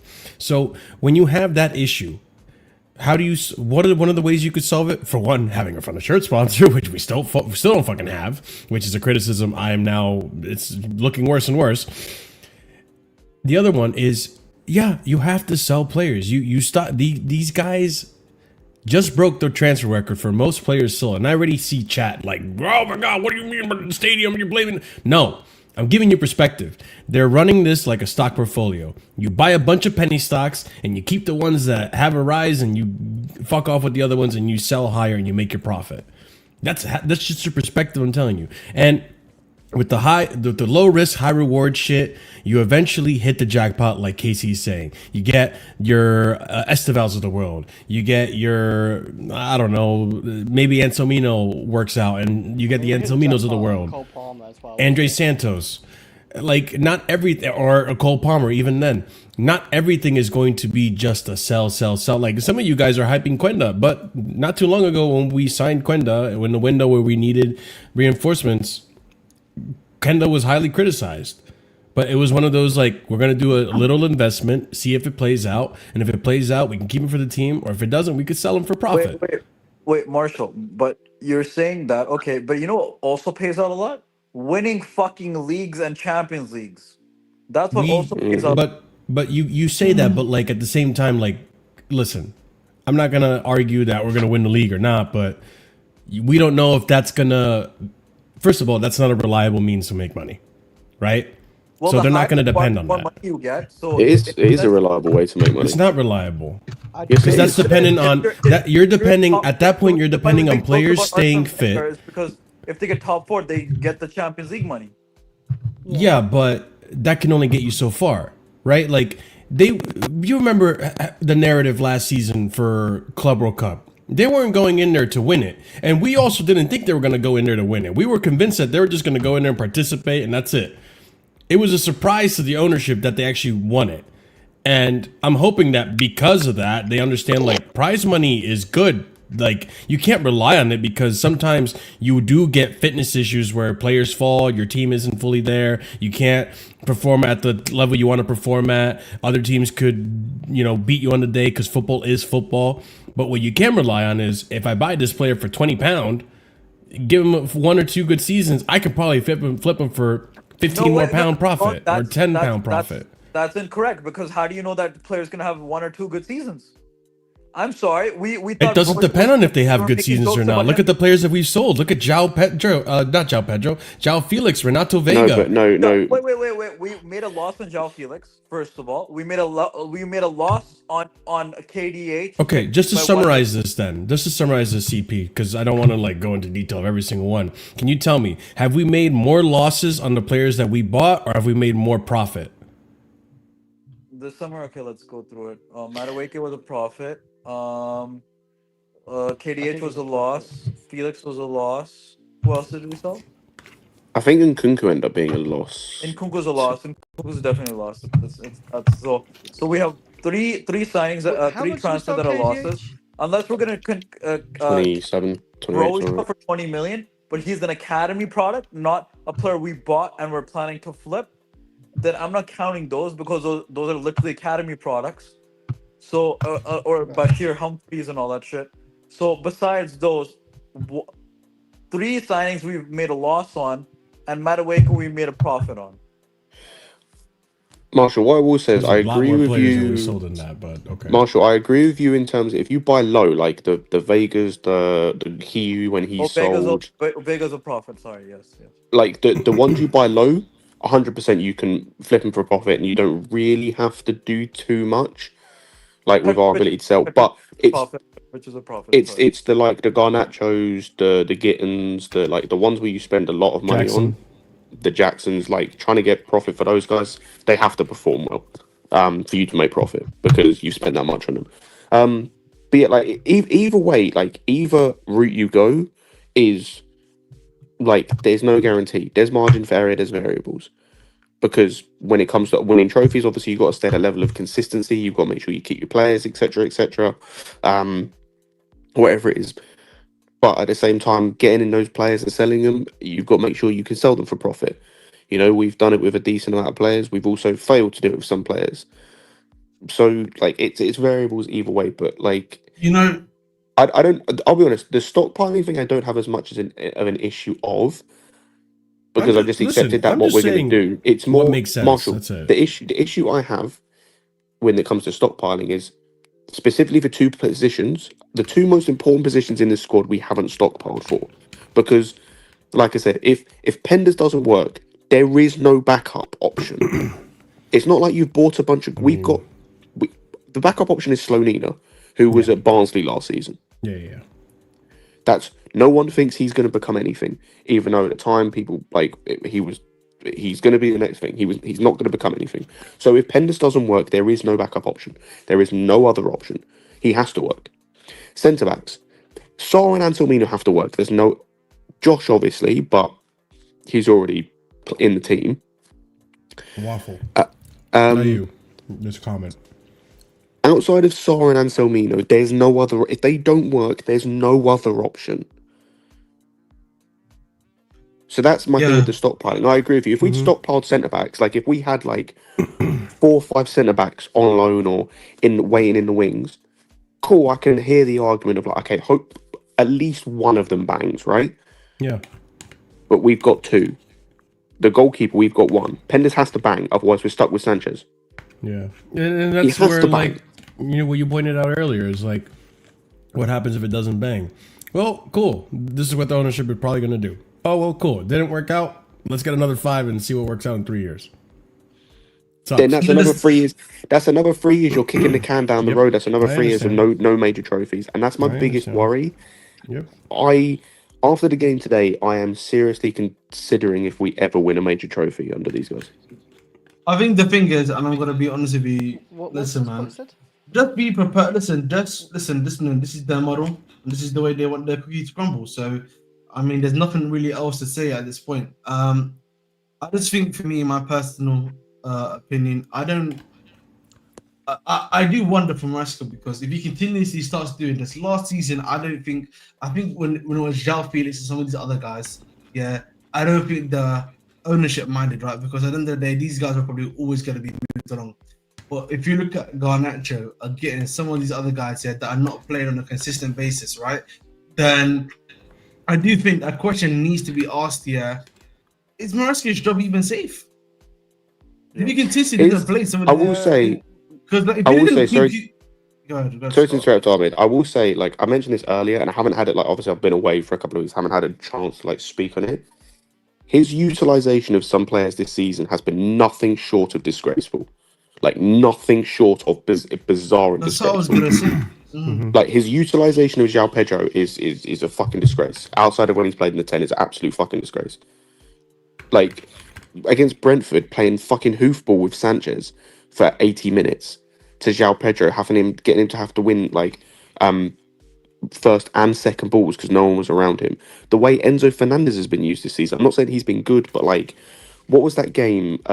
Was it West Ham where Marshall, we talked about it, like first half he was playing basically as a box crashing number 10 and that was it. Like, wasn't getting on the ball, wasn't doing anything. Like, it was like we had Gallagher in the team.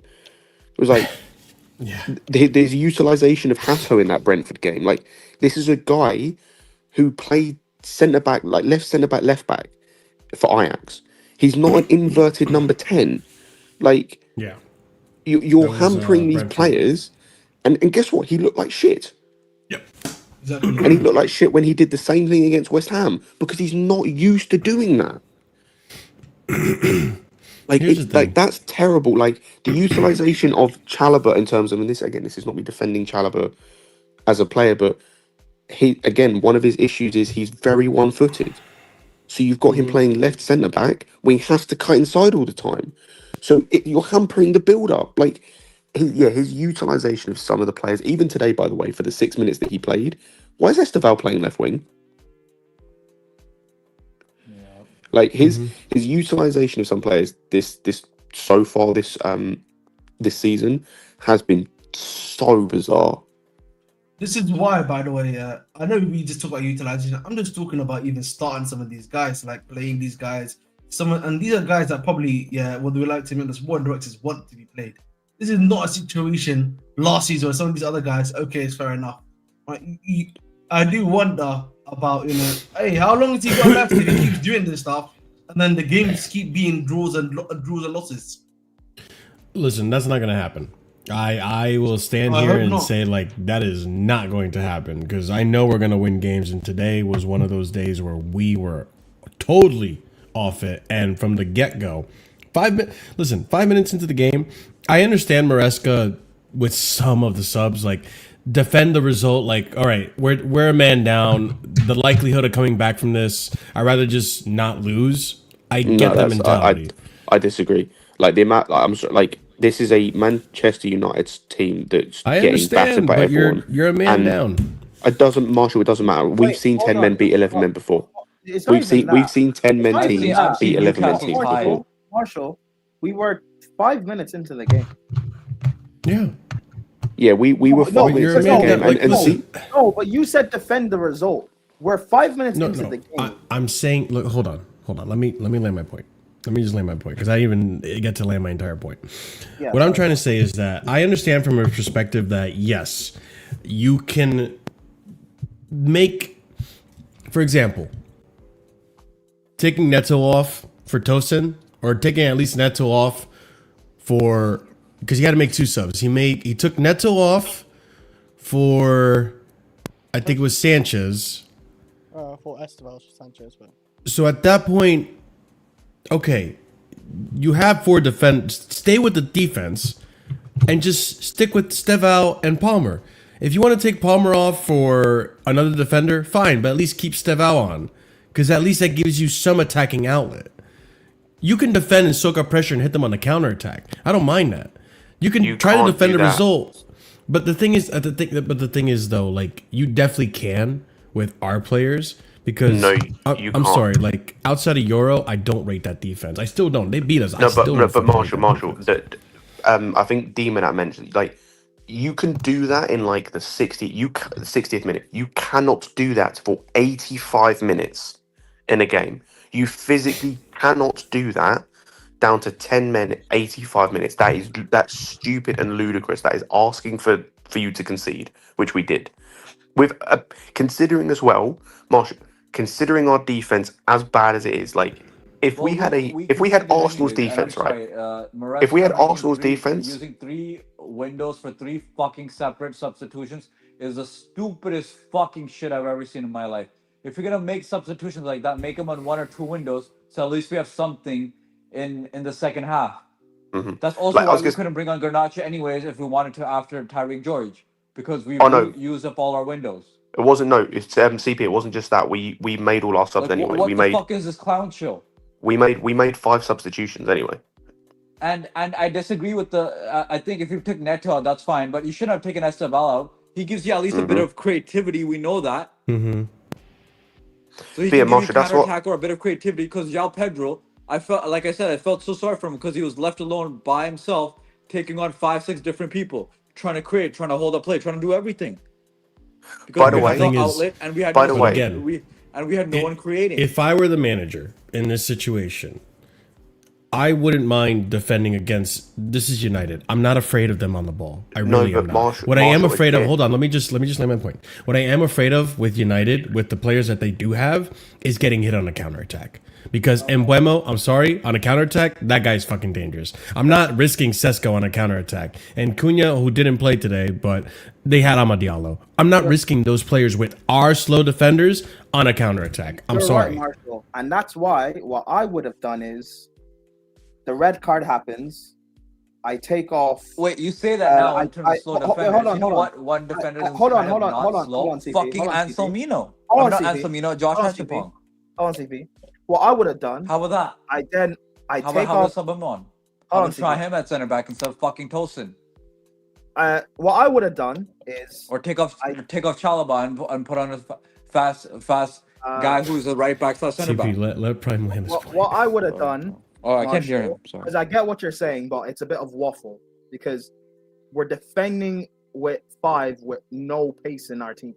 What I would have done would have made a lot more sense if you're worried about United's counterattack, which I understand the worry of it, is I take off Chalobah because he's slower than Fofana, and I then go play with basically a 3 of Reece, Chalobah in the middle, and Cucurella. They're good enough to be able to handle United. Fofana? Yeah, Fofana in the middle and Cucurella on the left. They're good enough to be able to handle United's counter, and I use Esteval and Neto as basically like wingers. Let them have just go at them, attack, or even if we sit in a bit of a mid block and invite United out onto us because we're down to 10, and then we hit them on the counter through Esteval and Neto. Because when we try to break and get forward with Reece and Cucurella, we couldn't. Not really. It wasn't effective because they don't have the legs in them. That's why Maresca brought on Gusto, but he played him out on left wing for Cucurella because Gusto actually has legs in him. But the game was done at that point, so it didn't matter. But that's what I'm saying. Go ahead, Scott. I'll say the couple of things with this. Number one is where I disagree with you, Marshall, on the sitting back thing as well, is because of where our defence is currently. In terms of if we had Arsenal's backline, I agree with you. You can probably do that because you've got the quality there to kind of defend for 85 minutes. I still think it's a stupid idea, but you've at least got the quality there and the structure. Our defence currently on form, and I'm just talking central defenders because we know how good Cucurella and James can be, and Gusto's actually been good this season. But in terms of central defenders, none of our central defenders currently look good. Like, none of them. I include Fofana in that because, like, even him today, he was okay, but he just still kind of nothing. Like, he wasn't as bad as the other two because it was difficult to be as bad as the other two, but still kind of nothing. With how bad our defense is currently at centre back, it's suicide to sit back and defend for that long, for 85 minutes. The other thing as well is, even if you wanted to do that and hit on the counter attack, I think it's a stupid idea. Do you know what helps with that? Keeping the winger on the pitch that is used to playing in a counter-attacking system. But yeah, that's It why can help you get in behind. I'm criticizing the substitution of Like, that was poor. Oh no, not Esteval. Taken off. No, Neto's the one that shouldn't got taken off. No, but like, even okay, so even the reason I say Esteval should have stayed on, because okay, if you want to take that substitution off, then take off Neto, because at least Neto, you give him the rest. Because he's tired. Like, Steval's fresh legs. He hasn't played midweek. But hold up, Marshall. That's why. But Marshall, you want to play a counter-attacking system where we're going to sit deep and Steval defend. could do it. Two things with this. Number one, Neto is better on the counter-attack than Esteval. That's just factually speaking. He's better on the counter-attack. He's more used to playing in that system. Secondly, currently, he's a better defensive winger than Esteval. So he helps you defensively if you want to sit deep. So Neto is the guy that should stay on. In actual fact, both of them should have stayed on the football pitch, because Palmer is the one who should have gone off. The second point I wanted to make. Prime, just before you go. I just want to say the plan was always to eventually take off Palmer. So once you're down to 10, like, Palmer should have been a sub to take off anyway. Keep Esteval and Neto on, because with no Palmer, there's no creativity. Enzo's been stinking anyway as well. Like, it just killed us. Sorry. The other thing I wanted to say, if that's true, by the way, what I think JC pulled up earlier, I think it was JC mentioned earlier about what Maresca said. If that's true, he's a fucking disgrace. That's fucking disgraceful. That's negligence. If you know someone is not fit, I don't care how important they are to your team. I don't care if they're the best player, if they're the only player in their position. Find a fucking way. That's fucking negligible. That's a disgrace. If that's true, that is a disgrace to play someone that you know is not fit. That's a fucking disgrace. I mean, to be honest, if it's a groin issue, we're probably going to deal with this issue all season. Let's just be real. It's a groin issue. They flare up. Don't play him. You have players that can play there. It's not like last season. Actually, you had a lot of players last season, but you've got players that can play there. You have 3 players now that can play in that position. 4 at a push, but I don't really want to play the 4th player. But you've got 3 players that can play in that position. It's fucking negligible to have him playing if he's not fit. Yeah, Buenanote was I know he's a ways away, but Buenanote could have probably done a shift today. Not even just Buenanote. João Pedro can play there. Then you play Huyu or George up front. You've got Esteval can play there. You've got Buenanote can play there. You've even, like we ended up doing, got Enzo that can play there. I don't want him to play there because I just don't want him to play there, but he can. But like I said, whoever plays there is immaterial, because the overall point, like I said, is that's a disgrace. Because that's how you exacerbate injuries. That's what Poch did with Enzo Fernandez, and we were pissed at him when he did it, and rightfully so. Yeah. And now, Maresca's doing the same thing. And ultimately, by the way, this issue stems from him anyway, because he overplayed him last season because he refused to utilize the squad, and he's doing the same thing this season. And this is where I will agree with what Ahmed said earlier about utilization. No, he has to. Obviously, the talent might, or the quality might not be there, but at a certain point you have to play them, because otherwise you hit this point. Yeah. And even if I want to make another point just quickly. Sorry, Marshall, if I may quickly, with the palm and stuff, because I just saw that literally right now as well. I just think for me, another player that I look at here who I'm really worried about, because I do feel like his level has slightly dropped off in the last 3 games, is Caicedo. We're being fair, right? Right, he's a guy that I really do feel like has been severely overplayed, played in basically week in, week out. Lavia is always injured. Asugu sadly got injured, right? Santos cannot really play his position properly. I can't lie to you, bro. I'm quite worried for him. You know what I mean? Because he doesn't look like the same, Caicedo that's been playing for us last season. Listen, I can tell you without a doubt, don't be surprised if within the next 2 months we're going to hear Caicedo has an injury. He's playing through injury. I'm telling you guys right now. He's playing through injuries. If you're not paying attention during international break to Caicedo, he plays with a knee brace. He's playing through an injury right now. And the thing is, this is where now, Maresca, you need to find the solutions internally. You have an Andre Santos that you can train to potentially take some shifts in that position and rest. Like, listen, Isugo was supposed to be that guy. Unfortunately, he had that hamstring injury during international break. He wasn't playing anyway. But the thing is, like, what I'm trying to get at, Scott, is that Maresca, you need to use your squad. You need to save your players. 100%, I agree with you. But he wasn't playing Isugo sooner. Yeah. He wasn't playing Isugo anyway. Like, yeah. Isugo, and the thing is when Isugo comes back, he can't even, like, Caicedo has to play 90 minutes every Champions League game. Yeah. The problem is, like, now so now Isugo has to play minutes. Isugo has to play minutes in the league. Otherwise, Caicedo's playing 90 minutes. Sorry, Caicedo's playing 180 minutes every week. No, but the thing is, okay, then hold me to it. If he doesn't get injured, then hold me to it. But I'm telling you right now, I'm not stupid. You can tell. He's playing injured. He's playing injured. I don't know what the fuck is wrong with Lavia. He's fucking being Lavia. Also, by the way, I just need to make a point on what he said earlier. Caicedo has not been good every game. Like, the game against Bayern, he was bad. He was just straight up bad against Bayern. And he was not great this game either. So, my point being is that... Maybe Reece James at CDM. This game, by the way, I don't really blame him too much because it was kind of just a mess. But against Bayern and actually against Brentford as well, he was not good. He just was not good. Sorry. But he just was not good.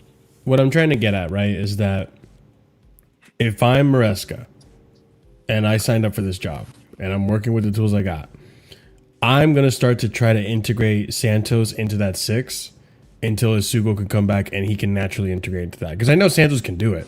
It's not his ideal position. I'd rather him in the 8. But he's more likely, and Lavia too as well. Let's all be fair, Lavia. But time will tell with that one because he's in bubble wrap right now. But I need to find a way to give Caicedo more of a break. If I'm winning the game, if I'm ahead 2-0, I'm taking you off at 65 minutes and I'm putting in Lavia or I'm putting in Santos. I'm saving you. I'm giving you rest. I'm not playing you 90 minutes, which you have already done this season. When we're winning, you still keep Caicedo on.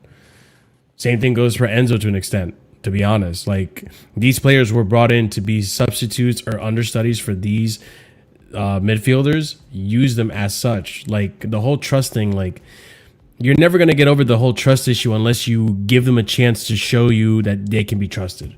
And if you never give them that chance, then how the fuck are you ever going to earn, how the fuck are they ever going to earn your trust? There's only so much you can see in training. Like, so for me, like, the more I see this, the more I'm looking at Enzo funny and being, hey, Maresca, you need to start managing the squad a little better. I don't think he will, though. I hope you're wrong. Like, Cucurella, I don't think Cucurella can play every game like this. Like, we've got to try and, like, get Hato. Obviously, we played him in that one game and the one sub, but, like Cucurella has to play every game in Champions League as well. And surely, like, Hato has a quality about him, like, he could do, 10 to 20 games a season, maybe. Like, but the problem you've got with Hato, this is back to what I said earlier, is positionally speaking, he's only a left. No, it's not even that. He's a left back, left centre back in terms of he's a guy who should be, like, he should be covering as the other centre back in the 3. Exactly this point, by the way. I don't want to see Caicedo against London. So, like, if Hato's playing, Hato should not at any point, and not just because of, like, him. It's also the issue we had with Chalobah earlier that I mentioned as well, playing left centre back. But Hato should not be inverting. No, because that's not, and he shouldn't be bombing up the pitch. He didn't do that at Ajax consistently anyway. Like, that's not what he should be doing. So that comes down to, like, a utilization thing as well, which means if you don't have him bombing forward, then someone needs to join the attack.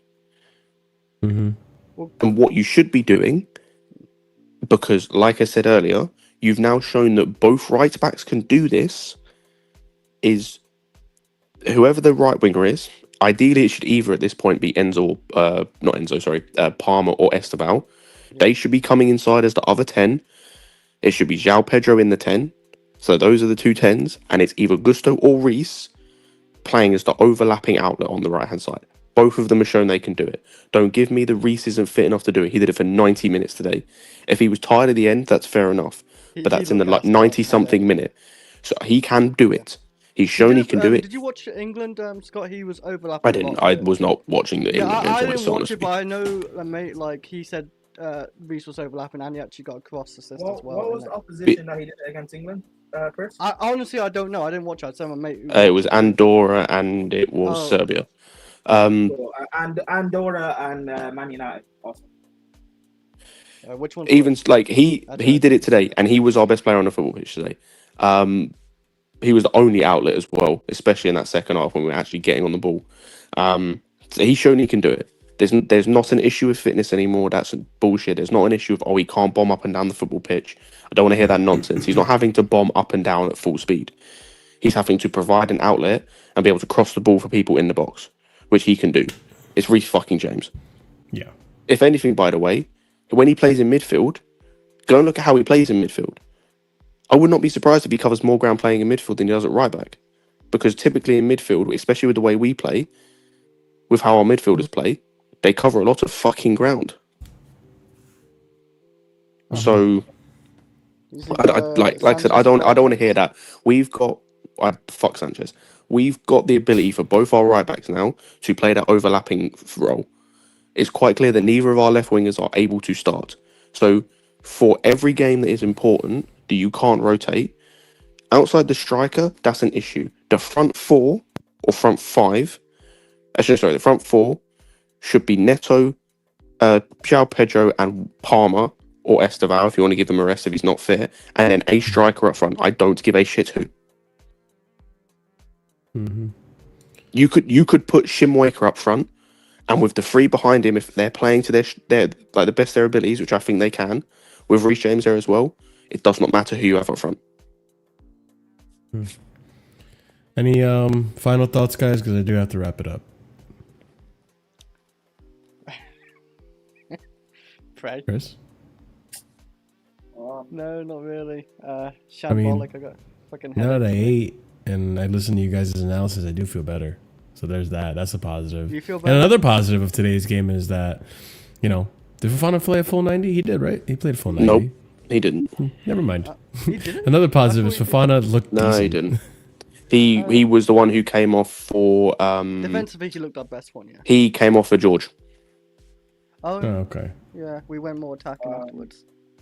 On a positive, I mean, he's not wrong. He should have been adaptable, but he's not wrong. Do you know what the worst bit about today's game is? One of the worst things?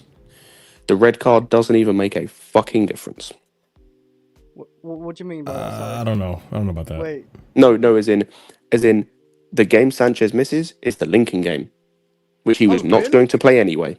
Oh, that's what you mean by that. Yeah, it doesn't make a difference. We're saved. So he's going to be back in goal for Brighton. Fucking great. I'm not that concerned about it. We'll see. Hopefully of course you're not concerned about it. You think he's top 5 in the league? I think he made a meal out of that, but if we had another Brighton situation, I'd be feeling a different type of way about it. But because Chalobah puts him in a really shitty situation there, I kind of think like, okay, he made a bozo moment of it. I need to see him make another bozo moment where no one's to blame. It's just clear him being a bozo. Last season against Man City. I'm talking about this season, Chris. I know last season. Even last season against Man City, that was Chalobah too. No, it wasn't. He was. Yes, it was. No, he was. Do you need me to show you? I can put it up right now. You can pull it now. Like, come on. Like, he was hesitant and he was. Wait, so it was it was literally tit for tat the same exact. So you need to. I need to find mistakes where it's just Sanchez. Cool. No, I'm saying going forward. I'm not worried about it. We're gonna erase the mistakes Sanchez had already this season where it's been just him. All right, man. So. What? CP trying to speak. He's having a stroke. Yeah, CP's. Sorry. Does Sanchez have nudes on you? No, he doesn't. What the fuck are you talking about? Oh, I need to see. What do you mean? This I need is to see 100% Chalobah. Sanchez. What are you That talking is not on about? Chalobah. This is Chalobah getting beaten by Erling It's Haaland. Haaland who's 6'5". He's running. It doesn't Marshall, fucking matter. Marshall. I Why don't does- care. Why does Sanchez have to run out like a crazy one? I and even then be told you hesitant? off stream that it's 70% of Sanchez and 30% I know. I don't Chalobah. disagree. I I- just But mentioned. that's So why more I'm than not that worried 50%. because So I don't need another mistake by him to be 100% to be he's fucking shit. He's a fucking Like, liability. look where he's standing. Okay. Come on, you go tell me like. yes, this but guy. who puts him in that situation? He- Bro, he's Wait, still you know- on it. He put him in that situation. you know His fucking what's- dumbass didn't rush. You know what's crazy fast about all enough. of this? What You know what's the- I can't crazy believe about he all goes of this? back. You know what's crazy about all of this? Because if the next mistake that happens, it's solely on Sanchez. I swear. Hold on. Marshall will then go and say, well, it's his first mistake, where it's only his fault. Marshall, hey, defense Yeah. league, man. You and Daniel, one and the same, bro. Defense Yeah. league. I love it. Daniel. Defense. Yeah, Daniel. It's just will- ridiculous because like No, I defend him a lot of times, even that unit game and the. all one I against said is Brentford. like I'm not that worried about it because in this instance, Chalobah put him in a really shitty situation. This was worse than the City game, by the way. This was No, definitely. it was, but it was identical. Where Chalobah No, can't because beat Haaland. Chalobah's on Haaland still. Chalobah's on Haaland. He didn't even stand in there. He Yes. did not. He was The being dumb. so the mistakes he's had this season, that is a free kick. You don't blame him, no? No, All right, cool. The Paqueta goal. Yes. that's in the air. No, that, I think Sanchez could have done better, but Paqueta also is a worldie. it's not a mistake. He just should have done better, in my opinion. Yeah. I don't class those type of mistakes really, but Against definitely Bayern should- Munich, what did you think of Sanchez's kicking, Marshall? Okay. So because most defenders can't. Are we really gonna like That- this? it didn't Are we make really sense, gonna minimal? Like, are we really trying to like find as the most minimal mistakes to just put on Sanchez just to have an agenda here? What He do you actually mean kept us in that minimum? buying- he actually kept us never in that mind. buying- You just asked me, what do you think about his kicks against Bayern? As if that's the Oh, reason we lost. No, I didn't say that's the reason we lost. I just asked you what do you think of his kicking against Bayern. The same thing I think of his kicking all the time, other than PSG. It's not good. Okay, first. Oh, again, I was just asking. Jesus Christ. He actually Jesus kept us in that Christ. buying unit game. Actually, though, I will give Sanchez. It's like I like again. I hate this whole. I hate a player. Hence, and I'm not saying Prime is doing this. I hate this player. He's caused me so much pain. Hence, every time he makes even a mistake or even a goal is conceded, I must blame him and only him. Again, Sanchez isn't. By the way, people, I just need to point out something. Edouard Mendy, part of the reason Edouard Mendy was class when he was with us, and Prime will probably agree with me on this, part of the reason Edouard Mendy was class when he was with us and we won that Champions League is because our defense and our defensive midfield was class. You exploit the keeper to less errors, the keeper is actually pretty fucking good. I agree, but Mendy also performed to a class level. Yes. And there were games where some of you guys in chat probably don't want to admit it. Sanchez kept us in the games. Against Bayern, Sanchez was one of our better players. Against Brentford, Sanchez was one of our better players. But I don't hear people praise Sanchez for that. And I'm not saying they should. True. I don't care. No, Marshall, that's when you now go too far. Because people give Sanchez his credit. Like, for me, I'll give Sanchez his credit when he has, like... No, I'm not defending him to rebel against the majority. I'm defending him because you guys go way too much. But then you go way too much on the flip side. No, I don't. You know what me going way too much is saying he's a world-class goalkeeper. He's clear of Allison. He should have won the Golden Glove. That's me going way too far. Me saying statistically that he's one of the top 5 the goalkeepers in the league when it comes to save percentage last season is not going too far. It's statistically, factually true. Okay, yeah, I mean, statistics can be, bend anyway, but they are facts. But yes and no. But regardless, You have to also look at it as but well. regardless, you go too far when you say people don't give him his credit when he does well. This fan base loves to suck off Sanchez when he does well. Against PSG, You are full of shit, Prime. You are full of shit, bro. I'm not full of shit. All right, bro. Because if you go on the timeline right now, I guarantee you right now, it's 70% on Sanchez and 30% on Chalobah. You're saying now, but before today, this fan base since the Club World Cup have been sucking off Sanchez. People, bro, Marshall, why do you think people were saying, I don't want Donnarumma, I'd rather have Sanchez? Sanchez being better than Donnarumma is not something that we made out of thin air, bro. This fan base has been saying this. People are only going at Sanchez now because of how bad it was with the red card. Like, but no, JC, you go too far with Sanchez. Because I don't go too far. No, not you. I'm saying JC does. Okay, because you saying that no one gives him his praise. Like, at least for us on here, when he does well, he does get his flowers. I didn't watch the Brentford game, so I don't know what happened last weekend. And this is why I think you're full of shit, Prime, because look at my comments. No one is saying anything about Chalobah. The only people that have said anything about Chalobah is us in this panel. Okay, yes, that's it. Yes, but you're just talking off the reaction from today. I understand why people are angry for today. But in general, since the Club World Cup, people have been giving Chalobah or Sanchez his flowers, bro. They have been. That's did anyone blame him? Barring me, who else had real vim for the Eze free kick against Palace? No one really. Who had vim for the Paqueta goal against West Ham? But again, that's you going too far, because I don't even think that's on Sanchez. But that's my thing. You're saying people love to go on Sanchez. If people love to go on Sanchez, they would be blaming him for those 2 goals. No one's doing that. That's my point. You're proving my point. I don't think I am. You are, because if people had the Sanchez agenda, they would be going at him for the Eze and Paqueta goals. They're not. JP, screw the way you see things. I'm telling you exactly how I see it. Is that he's part to blame for putting Sanchez in that position. Yet all you guys want to do is just blame Sanchez. When I literally was sitting here with CP, when he said, I put 70% of that on Sanchez and 30% on Chalobah, or even said 35, whatever, and I agreed with him. What is your, who do you think is more to blame? What is your breakdown of it? I think it's 50-50, honestly. I agree with that. I agree. Like, honestly, my opinion, I think it's 50-50, but some of you guys in chat are going to disagree with that. Because it's not solely blaming or favoriting Chalobah. Well, I think it's more than 50-50. I think it's more so on Chalobah, because even if you're not going to win the aerial duel, you at least have to put Sesko off. I'm not demanding you win the header, but if you put Sesko off, or you kind of foul him a bit in the air, and he doesn't get a good head to it, then it's fine. And the same thing for me, Chris.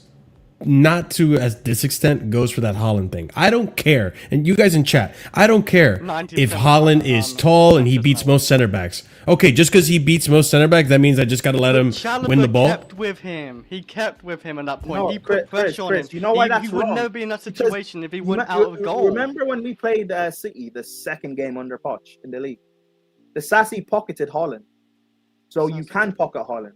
And the Sassy, everyone will tell me. Everyone will tell me the Sassy's the worst defender. More physical, everyone will tell me. Yeah, but everyone will tell me the Sassy's the worst defender we fought under clearly. But yeah, he pocketed Haaland. So why can't Chalobah, our most experienced centre back, for like Chalobah, right? I agree. Adam Base. I agree. With today, definitely like both mistakes. Chalobah got out-headed, and he didn't even put any pressure on Sesko. It's 5 minutes into the game. You can't not let Sesko beat you on a header and go 1v1 against the goalkeeper. No. What are we doing? This is what I mean. Like, you guys in chat don't want to look at the error leading to the error. Like, you only want to... It's like, it's last touch football analysis. The guy who touched it last, he's the one that fucked it up. That's not how it works. There's a whole build-up play. That's why I was so vehemently fighting... I can't believe I'm saying this. Fighting for Sanchez when... People were blaming Sanchez when he booted up the field against Fulham in the first leg. Okay, you guys want to blame Sanchez for that, but what about the 3 other players that Fulham went through to get to Sanchez and score the goal? You didn't want to put it on them. That's what I mean by unfair analysis. For that I do, because Sanchez kind of kicked it to Cucurella, who lost it in the air. Cucurella is not winning the header against who was up against, bro. It was a waste. Sanchez should have just played it out normally to the defenders around him. You turned a draw into a loss and helped us. I am not absolving Sanchez of blame, you fucktards. I am telling you he is not entirely to blame. Do you understand the English language? You fucking idiots. I'm clipping that, Marshall, this by the way, because that's hilarious.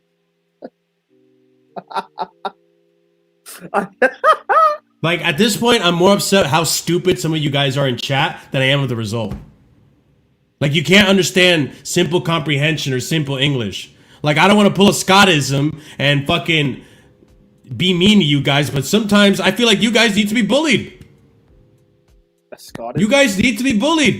You need to be slapped in the face and be put back into remedial classes to understand English and logic and how things work.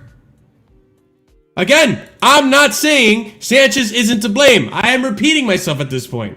I am saying that Sanchez isn't entirely to blame. Because who put Sanchez in that really, really shitty situation? Which, by the way, there's a good amount of keepers that would have fucked that up just like Sanchez would have. Yeah. There's a good amount of them.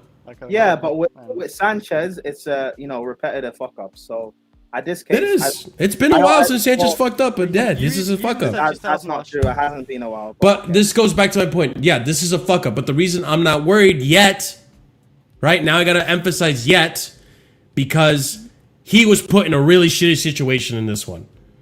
If you don't put him in that shitty situation, let's just say, for example, no one touched that ball. It's not even a flick on. It's just bouncing and bouncing. I'm putting that on totally on Sanchez to fuck up like that. No, because then you'd be saying, why didn't anyone get in the way to try and stop the ball? Because why? Because not really. No, because with Sanchez, because with Sanchez, when he makes mistakes, there's always excuses for the Eze free kick. Oh, the defender moved it out of the way and was blocking him, whatever. For the Paqueta goal, or why didn't someone else do the job to close it down? Yes, other people make mistakes, but when we're talking about one specific player, why do we have to? When it's Sanchez, why do we have to do the goalpost and talk about someone else? Why do we have to do that? No, I don't have to, because I've been here and I blame Sanchez when it's just entirely his fault. I'm consistent. So why do we have to talk about Chalobah in this? Why can't we just... Because we've talked about Chalobah. Now we're talking about Sanchez. So let's stick on Sanchez. No? We have... Okay, first of all, we have. So maybe you weren't here when we were talking, or you didn't participate when we were talking about it. I was here. We talked about both of them. I literally, in the beginning of the show, you can scroll back, I literally sat here and criticized Sanchez also to blame, because look at this bozo going forward being indecisive. I know you did that. I'm talking about right now. But right now, I'm telling you the reason why I'm not worried, right? I'm telling you the reason I'm not worried, because in this instance, Chalobah put him in that situation. Okay. That's why I'm not worried. He didn't put himself in that situation. Yes, he doesn't do well. He doesn't react well in that situation. He succumbed to pressure and couldn't think clearly. But that's why I'm saying I'm not worried, because I don't expect another game where we're putting our goalkeeper in a situation where he has to make a decision like that and he fucks it up. But if Sanchez makes another mistake, does it have to be 100% his fault? If you want me to say, oh yeah, I'm really worried about Sanchez, then likely yeah. But there's no mistake where it's 100% just one person's fault. You know that, right? Sure there is. There's no... How many goals, will get... When Jurgensen conceded that goal to Aston Villa, that's 100% on Jurgensen. Bro, you should be able to catch that. Hold on. You want me to give you examples? I'm going to give you examples, Prime. Sanchez... I mean, on a regular basis. Because... When Sanchez gave up the ball to Declan Rice, that's 100% on Sanchez. You should see where the fuck you're passing it to. And if you don't have the passing ability to be accurate like that, boot it up the field. Or when you're distracted by the Wolves defenders that are bullying you in the box, bro, focus on the fucking ball instead of the people in front of you. That's on Sanchez. I am fully capable of blaming Sanchez when it's 100% his fault. Why are we pretending I'm unfair when it comes to this? No, but okay, whatever. Because there will be more mistakes, but because it won't be 100% his fault, you won't care. I'm not saying you won't acknowledge it and talk about it. Obviously you will, but you won't care and say it's his fault if it's not 100% his fault in your opinion. No, I'll put all the players who are at fault, I'll put them out there. That's what I'm going to do. I'm not just going to focus on one player or the other. That's why this title is the title it is, because Chalobah is the reason Sanchez makes that mistake, right? Okay. And like I said, makes that mistake. Sanchez made a mistake. I'm not saying Sanchez didn't make a mistake. He did make a mistake.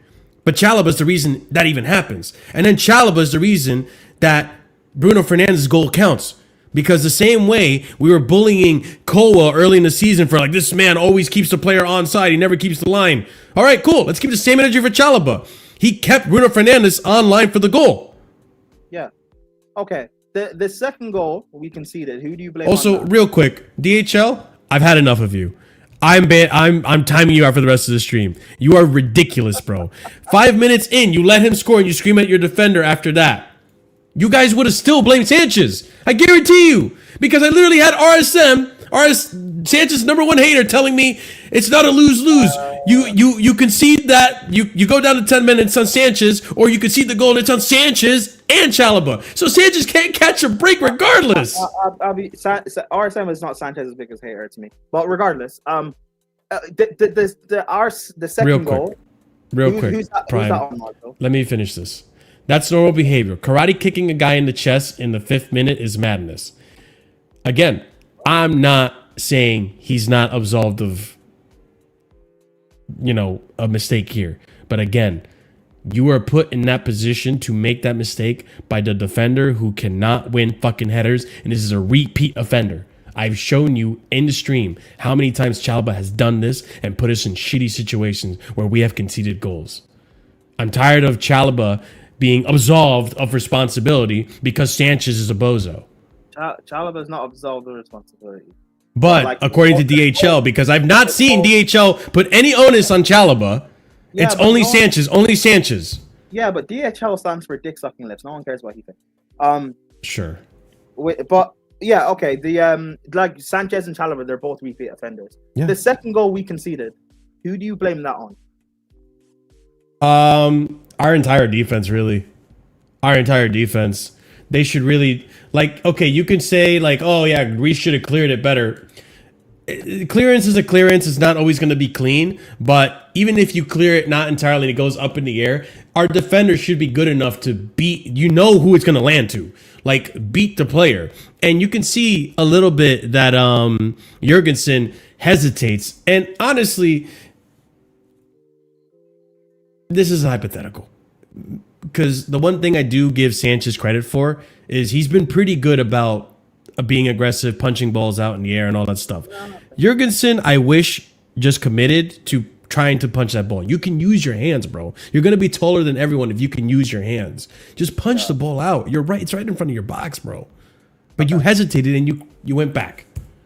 You want to know what I think? Sure. I'm putting the blame on Jurgensen. Mm-hmm. So you know how you say Sanchez agenda and Keyshawn, don't do this. You're not listening. You're not listening if you're doing this. Or prime, you glaze Jurgensen. I'm blaming Jurgensen for that because as a goalkeeper, as Mazwari crosses the ball back in, right? Jurgensen is late to come off his line. The ball's crossed in. Jurgensen hesitates, comes off his line, stops, and then goes back. I would have just came out and punched the ball. So that's why I'm blaming Jurgensen for that. Keyshawn, I'm putting it on Chalobah and Sanchez. That's the whole point. And that's why DHL got fucking timed out because this guy is only blaming Sanchez. And it's like, dog, I've said it a million times. I even showed you the fucking play. Who gets beat to put Sanchez in that situation? Listen, chat. This is going to sound so stupid. Chat, to an extent, I see you guys as my children. I want you guys to learn. Don't be like the rest of those fools on fucking Twitter or X, whatever. Don't be idiots. Aren't you on Twitter? I am. Don't be like me. All right? Don't be reactionary. Don't be fucking stupid. Let's have actual intelligent football conversations. Not diminutive, reductive. It's all just Jurgensen. It's all just Sanchez. It's all this. Let's actually look at the play. Why did that happen? It happens because Chalobah put him in that situation. Now, if that was prime Manuel Neuer, I'm confident, even though Chalobah makes that mistake, I'm confident Manuel Neuer takes care of it, and we're still 0-0. I'm confident. but I know it's Sanchez. So I'm thinking, shit. And there's a 50-50 chance Sanchez makes the right decision. Unfortunately, he made the wrong decision, and he fucks up. He fucks up. I cannot say it enough. Sanchez fucks up, but Chalobah also fucks up. It's also Sesko, people. Fucking Sesko. I don't rate Sesko. How the fuck are you letting Sesko beat you, bro? God damn, man. I get so angry, bro. DHL, I'll apologize to you later if you're still listening, but you suck. So I know the Embremo thing, it wasn't a penalty, but like, didn't Sanchez do similar last year against United? Yeah, with Hoyland. So this idiot. Yeah, that's another one. Yeah, you're right. Cool. Hey, but yeah, you're right. You're right. Hey, listen, I'll be here when he goes to prison. I'll be here. He's a repeat Listen, offender. I want him gone. Like, don't get me wrong, but I'm really hoping and praying that. No, you don't. Don't do this. No, you don't. Yes, I do. Why do you want to sell? Why do you want to sell top 5 shot stopper in the league? Because I want a top 5 shot stopper, a top 5 pass out the back, a top 5 claiming balls and crosses, top 5 all of that. That's what I want. I don't want just a top 5 shot stopper. Because if I wanted just a shot stopper, then we wouldn't have the argument we had about Donnarumma. I just take Donnarumma. But Donnarumma sucks in the air. Donnarumma also sucks passing out the back. Donnarumma's like 6'6", bro. Yeah, and he still sucks in the air. No, he doesn't. Okay, look up his stats then. Or look up his games. Go watch his highlight reel. Like, you'll see, he's not good at claiming crosses or punching balls in the air. He flubs. Half of Donnarumma's mistakes are from him trying to punch balls out of the air. You can see it. I'm not making this up. And Sanchez as well. I can say the same. No. The Bayern game, their second last corner before halftime. That's not a mistake. He clears it. No, he doesn't, because he tries to punch it. He tries to catch it, but at the end of the day, he clears it. Yeah, and he mistimes it, and that's why he goes out for another corner. Yeah, but that's not a mistake. That is a mistake. It's just because he didn't do what he was supposed to do, so it is a mistake. Just because it doesn't lead to a goal doesn't mean it's not a mistake. It is a mistake. This is petty. This is petty from you. It's not petty, bro. It's not petty. It's a yes, mistake. he tries to catch it. I understand that, but at the end of the day, you could have caught it. You could have punched it out. You did what we wanted you to do, which is get it out of that danger zone. But you didn't, because it was a corner. It could have led to a goal if he didn't touch it. I'd rather you have a corner than a goal. I'd rather you clear it out. Which he did. He cleared it out for a corner. I'd rather you clear it out not for a corner. Now you're just being picky. Now you're just being picky. I'm not being... oh my God. Now you're just being picky. Too far I'd rather have won the Champions League with 2 goals, not just 1 goal. What? No, that's not the same. It's not, but you're asking for too much now of Sanchez. Come on. How am I? Wait, I'm asking for too much. I'm asking Sanchez to do a basic thing I expect goalkeeper to do. Oh shit. I have to go, actually. Okay, never mind. We can do this another time. I really have to go. I just looked at the time. All right, ladies and gents, we're not going to redirect anyone. DHL is in purgatory until he can learn to take accountability for everyone involved in play, not just the last person that touches the ball. And JP, you're lucky I wasn't paying attention. He was distracting. He was a distraction run, like Timo Werner was in the Champions League. You got away with murder too, JP. I'm paying attention to you, bro. DHL. Yeah, no, like you guys actually fucking proper triggered me today. I was already mad enough about the fucking game, and I'm here having a conversation with fucking Prime, and I can't even stay focused because y'all are waffling in the goddamn chat. By the way, Marshall, I'm gonna clip that part. Yeah, it's fine. It's fine. I don't care. I'm fucking livid. Anyways, guys, we're out of here. Y'all have a wonderful night. We'll see you again. Well, try to have a wonderful night. I'm sorry. It's probably not going to work out that way. But we'll see you again tomorrow for the Casually Chelsea show. A few little things to talk about. Obviously, we're going to be talking about this and how this result ends up, the aftermath and all that shit. Also, be sure to smash the like if you haven't done so already. Subscribe to the channel if you're new here. If you love being negative, yeah, just join the chat because, yeah, you'll definitely trigger me or I'll just ignore you at some point. But yeah, as you guys can tell, I'm just fucking numb. I'm fed up. Yeah, smash up the like, subscribe, all that fun stuff. DHL, I'll apologize after. Once DHL, if you're listening, I will apologize once you acknowledge that Chalobah was to blame as well for that Sanchez mistake. How about that? How about that? If you can have it so that both can be accountable for that goal, and even I'll even give you this: Sanchez is more to blame than Chalobah. As long as you even tell me that both were to blame, you're good in my books, bro. You know what? Sanchez defensively might be Chelsea's best center back. Bro. It's crazy. Yeah, JP, we need to get rid of fucking Chalobah and get another fucking center back. Play Marshall and Daniel Wilkinson at center back, bro. We're winning the league, bro. You're our best center back. Jesus Christ, bro. We're fucked. But yeah, big up to every single one of you. Big up to everyone. And not big up to the team, because I'm going to have to answer for these crimes at American Waffle on Monday, and I'm not looking forward to it. I'm ready. I've been getting blown up on WhatsApp, and fucking Christ, dude. This is not good. This is not good. This is the first red flag of the season, and we're only 5 games in, people. I'm not happy about this game at all. We're in hell. And I can't even do an outro anymore. But yeah, smash up the like, subscribe to the channel, hit the bell notification, check out the links in the description below. Leave a comment down below if you agree with DHL, or if you agree with me, or if you want to suck off Chalobah and just blame Sanchez, go for that. And yeah, be sure to check out the memberships. It's 4 different tiers starting at 99p. And if you are a proper casual and higher tier member, you get a shout out at the end of every show. And that's going to go out to Not Yandu, Morning Zombie, Mo Beta, JBs, Gabriel Mejia, Lanri Sadiq, A. Soliman, EE, Dark, and Adrian. Fuck Chelsea right now. But yeah, big up. Stay casual, people. We'll see you tomorrow. Fuck Sanchez. Fuck Chalobah. Fuck Sanchez, and all that shit. I'm out of here. We're done. Have a good night, guys. Peace.